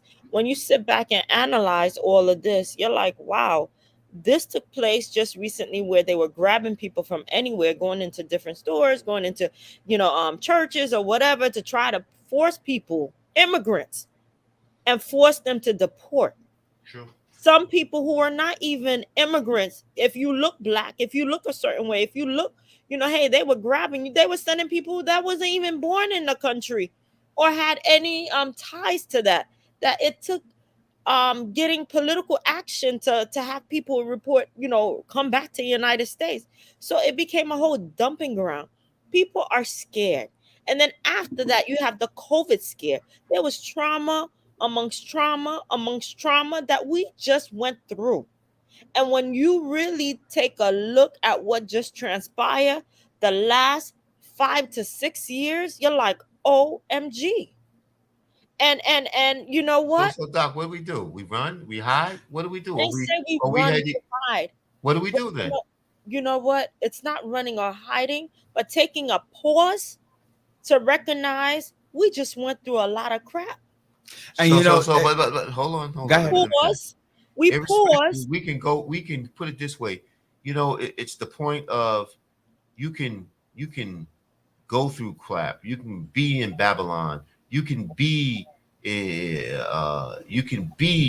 a system that perpetuates the decline of your spirituality. But what do we do? Because I believe in God. These are all, to me, these are all situations in which God has his hands on, and he puts you in these situations for a reason. Mm-hmm. There's a reason why you're in these situations. Mm-hmm.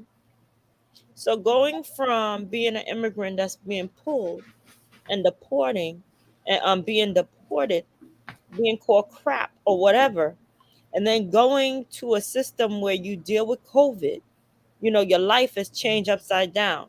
Then dealing with all types of changes, natural disasters and coming back and dealing with more.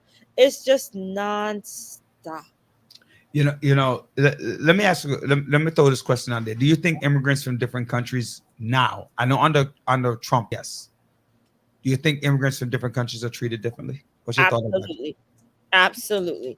100%. Are you saying, I know under Trump, where he talked about the whole I still think immigrants, but I'm saying before Trump, mm-hmm. And let's leave out Trump. Mm-hmm. You think immigrants are treated differently? Let's leave out Trump, right? Because Trump has left a bad stain. Yes. On us. Yes. Is that a rhetorical question or what? No, it's not. I'm asking a question. Seems to be rhetorical. Why? Because you say yes. Come on, we know that happened. So if immigrants were treated differently, why is New York City is considered to be there are more Caribbeans in New York City than in a Caribbean country? If immigrants are treated differently. Immigrants are treated differently. I answer the question. If immigrants are treated differently from other countries, we're not talking about how people interact with them in the United States. Why are there more immigrants? Like there are more Jamaicans here than in Jamaica. There are more Haitians here than in Haiti, or Haitian descent, yes, than in Haiti. You go around the Caribbean. Some of these countries I never heard of, but there's a huge amount of people. If immigrants are treated, how are they getting in the country? Why? What? Got everybody tongue? No, go ahead. You got the microphone. No, I'm asking a question. It's a real question. If immigrants, I'm not talking about how I look at you, John, right? Or how I look at you, Joe, as a Haitian, as a guy, and he says Jamaican, right? Mm-hmm. But I'm saying about coming into the country. Right. Mm-hmm. If there's so many of us here in this country, when you look at the major metropolis, New York, Miami, Fort Lauderdale, Chicago, right. and so forth and so forth, right. Boston and the likes, there are more of us here than there are in those countries. If we're treated differently, how are we getting here? Shouldn't there be a roadblock? There is a roadblock. And how many of those who have? What are the numbers? Because you're saying because the Caribbeans are a major number, you know, that they were not subjected to the mistreatment of the system? No, that's not the question I'm asking. Yeah, ask it. Unless I'm not. Yeah, I don't think your question are they treated differently Who's treated to differently? enter into the country? That's one thing. We know they're treated differently to enter into the country. But if there are, why there's so many of us here? I'm an immigrant. You're an immigrant, but how long did it take? How long did it take me to get here? We're talking about the I came here since I've been here since I was 10. We're talking about the system, that the prior system was a little bit more open-minded and allowing people to come into this country. And the 60s and 70s, yeah. It has closed, and a lot of it has closed due to terrorism and since 9/11, right? Other events. Since that's why the numbers are not what they used to be. That's why that's why it's so much more difficult now. But prior to that, when we didn't have the problems of terrorism, getting attacked on our own soil, we had no problem welcoming people in. Right. Also, it's a political thing also. Right. Because then Republicans saw that the number of new voters who are coming in, these immigrants who had just recently become citizens, they were more inclined They lean to be Democrats, yeah. Democrat. They wanted to stop the numbers. When it comes to Republicans, they will do whatever it is to prevent themselves from losing power, because they strive, their goal and their commitment is to not only get the power, but maintain the power that they actually received or fought for. So then here's my other question. Mhm. I'll take that point and say we're not going to win Alabama. No. Right? We came close to Texas. Mhm. But yeah, right? We're not going to win Tennessee Mhm. in no time soon. Mhm. I'm still laughing at the fact that a former governor for state, what's the guy's name? Gore. Al Gore. Yeah, lost Tennessee, his home state. I never saw that ever. But why is it then like in Florida, where immigrant is live? Not, all right. Florida, New York, a place like Coney, like Staten Island, that's Republican. There are a couple places in Long Island that are Republican, congressional. By the way, this is a federal concern, not a city concern so much. Right? Why aren't the Democrats pushing more and expanding so that they can win? Expanding their voter, so this way they because can some remove certain Democrats things. are so concerned about. Thank you, Miss Taylor. No matter how they get treated, people still come. They want to make a better life for themselves and their families. And so you think that's the bottom line reason? That's the bottom line. That is. Because and you know what? It goes back to what you're saying about. Oh wait, Horace made a couple of good comments too as well. Andre, it goes back to and go back to Juan. Juan also made a comment too that you had brought up. Juan was saying New York City has historically been populated by immigrants of all backgrounds. It created the blueprint for advocacy, community, and activism to which the country has not experienced. Absolutely true. I mean, New York City has been the portal for going all the way back to El Salvador, right? And yeah, Andre can move forward, right? No matter how they get treated, people still come. Yeah, that's true. And it goes back to what we were saying earlier about social media, right? Social media highlights the streets of gold that America is paved with. And I don't know who I was telling this. I think it was you guys I was telling. The street of gold, not to realize was the middle part of the divider in the street that was paved in gold. But then they told me that it was a street divider. So I'm thinking it'll be gold on the street, not to notice that it's the darn two yellow lines that were. Read this, Horace. Read this, Roderick. No, I'm not reading it. You read it. I'm tired of reading. I'm no longer in school. I'm retired. You read. John, can you read this, please? Immigrants, Horace. from Horace. Immigrants risk their lives to come here because it's worse in their homelands. We have rights here. In other countries, government are openly murdering, selling off their own in public without accountability. I don't agree with that. No, I agree. No, I don't. I think that's one of those things when you said they're blanket statements. I agree that some people, right? Some people do come here for political asylum, right? But the whole country is not doing that. The second part about it's not even about the rights. It's there are some, because a lot of people actually who leave their country were actually better off, but they just thought they would be better here.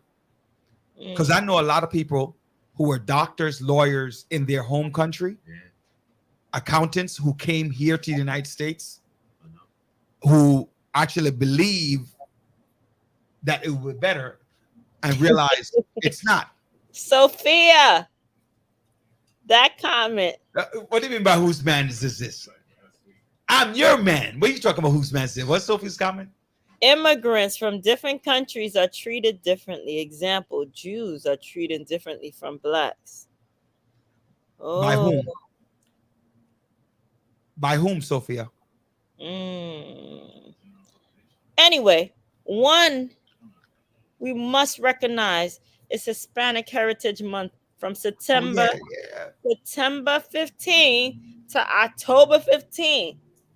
So we do celebrate our immigrants. We value our immigrants. It brings the flavor. Especially since we're having this conversation. Absolutely. Absolutely. And please understand, it's not an easy fix at all. I can't even imagine being in a seat of authority on this one, to be honest. What do you think? Wait, could I acknowledge two people? Please do. Sotomayor, Absolutely. our Supreme Court justice. Yeah. Joanne, that's for you, by the way. That comment right there's for you. Sotomayor, congratulations, she was appointed by President Obama, the first Latina Supreme Court justice in the history of the United States. So a round of applause. I wish we had those little applause things for her. Congratulations to her. Also want to highlight Roberto Clemente, a Puerto Rican born baseball player who died tragically in a plane crash. Roberto Clemente. Yeah, Roberto. What did I say? Roberto. No, I said Roberto. I know it's not Roberto. At least, in case you're gonna talk about my Spanish that bad, you bum. Roberto Clemente was a baseball player, Hall of Famer, spent 18 seasons in the majors, and he was what do you call those people that give away stuff, like travel around? Yeah, he did a lot of charity work. Charity work, but there's a word for it, like it's not really philanthropic. Is it like when you give away things like he did a lot of film, and unfortunately on one of his missions he was killed in a plane crash. I believe the year was 1973. So his number was 21, and it was recognized last week. I believe it was last week by the greatest baseball players of all time. Yes, outfielder for the Pittsburgh Pirates. almost 50 years later, we still celebrate him and other Hispanic individuals who have made for today I can't even pronounce word, but an indelible mark on our American society, since we're also talking about immigrants and their independent power. What is happening? So that's great. Are Jews treated differently from blacks? I was having this conversation, like many times I think immigrants are chastised. I think immigrants are chastised. It's the moment, and we're talking about the Republican state versus the Democratic state. Right. But when you think about in the 1940s, World War II, the Japanese people were placed in concentration camps. Correct. Blacks were enslaved. The Muslim people after 9/11 yes. all the women that they even had to take off their hijabs and show their faces. They're not going to be allowed in the country, right? So, I don't know if the Jews got a buy because of the Holocaust. I don't know that. I mean, I'm not an expert in that conversation, so I don't want to say that. But I do know that historically, immigrants, no matter where they're, I think the person that feels it the most, John, is the people of that heritage. So, like, I feel the burdens of Jamaicans. You might feel what Guyanese go through, Joanne, the Haitians, Japanese. I feel the burden of all immigrants. Yeah, no, but I'm not saying. Of course, we do because we're immigrant. But I'm just saying. I'm just simply saying that when it's your people, it touches home more. Yeah. Right. When it's your people being mistreated, it touches home more. So remember what I said a couple of months ago when the assassination happened, then the earthquake happened, then recently the whole deportation debacle recently happened. It's been an ongoing thing, like Horace said. It's different from different immigrant.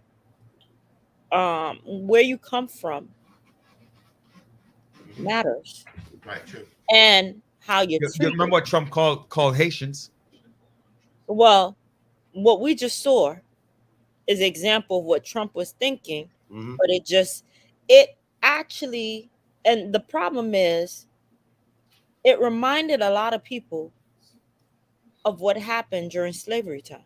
Yes. To see people on horses and whips and people trying to escape. You know, hey, we've thought we've come a long way, but we haven't. To see images like that. Racism is real. And it is real. And when things come out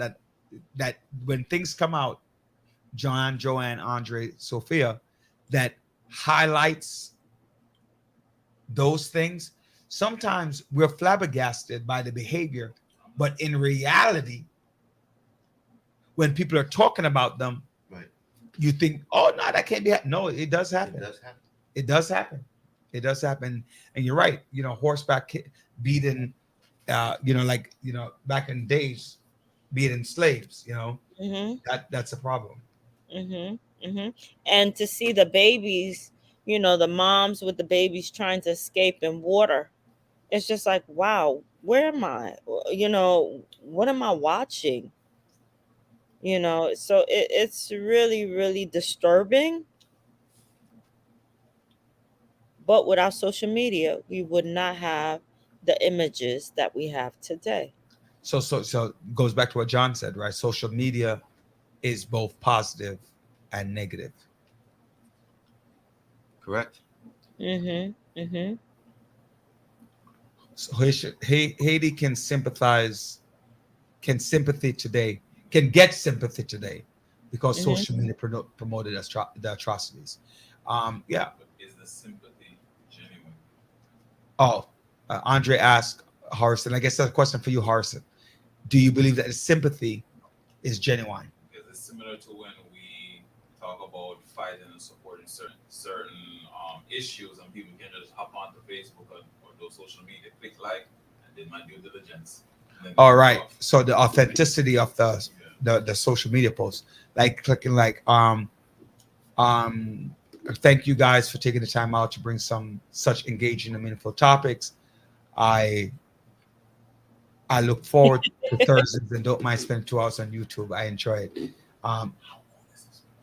Right. Right. So this is Riv HL. Thank you, Riv HL, for being an avid listener. Harsh Row, but no education on how they not only feed themselves, freed themselves. Oh, freed. See, that's why you need to read, right? I told you my eyes are not as good as yours. Went back to help the country. Genuinely temporary. I think we're going back to history. He's taking it back to history. We only have a couple of minutes left, but I want to let people know that it's a sign of the time where people don't internalize compassion. They glance at it, right? Because if they really internalize compassion, Haiti would not be going through this. I mean, not Haiti the country, but Haiti as in the immigrants who are trying to make the way out, right? Because the United States does make provisions for people, but that's why I'm saying the compassion is not internalized, it's external. And I think sympathy, Horace, is a very good adjective, right? And not empathy, because empathy, again, the difference between sympathy and empathy. Sympathy is external. Empathy is I can imagine what it is that you have gone through, and being in that situation. So that's why I personally don't like to use the word sympathy, right? Because I feel like sympathy is looking down on. Not that it isn't, but that's just my personal feelings, right? Horace Rose, and thank you, Horace. Joanne, I'm going to leave that comment up to you. The Village is a great platform to expose, educate, empathize, and empower. You all are doing a great job. Thanks for what you're doing. Thank you, Horace. Yes, thank you. And thank you, everyone. I think our time is good. It's now, yeah, all right. So just remember, I want to thank you on behalf of the Village. Yes. Actually, no, before I do that, Joanne, start with you. Your last words for this week. My last word. Kumbaya. Not you, John. Joanne. Thank you for joining us. Be safe out there. Do what you have to do and live life. John?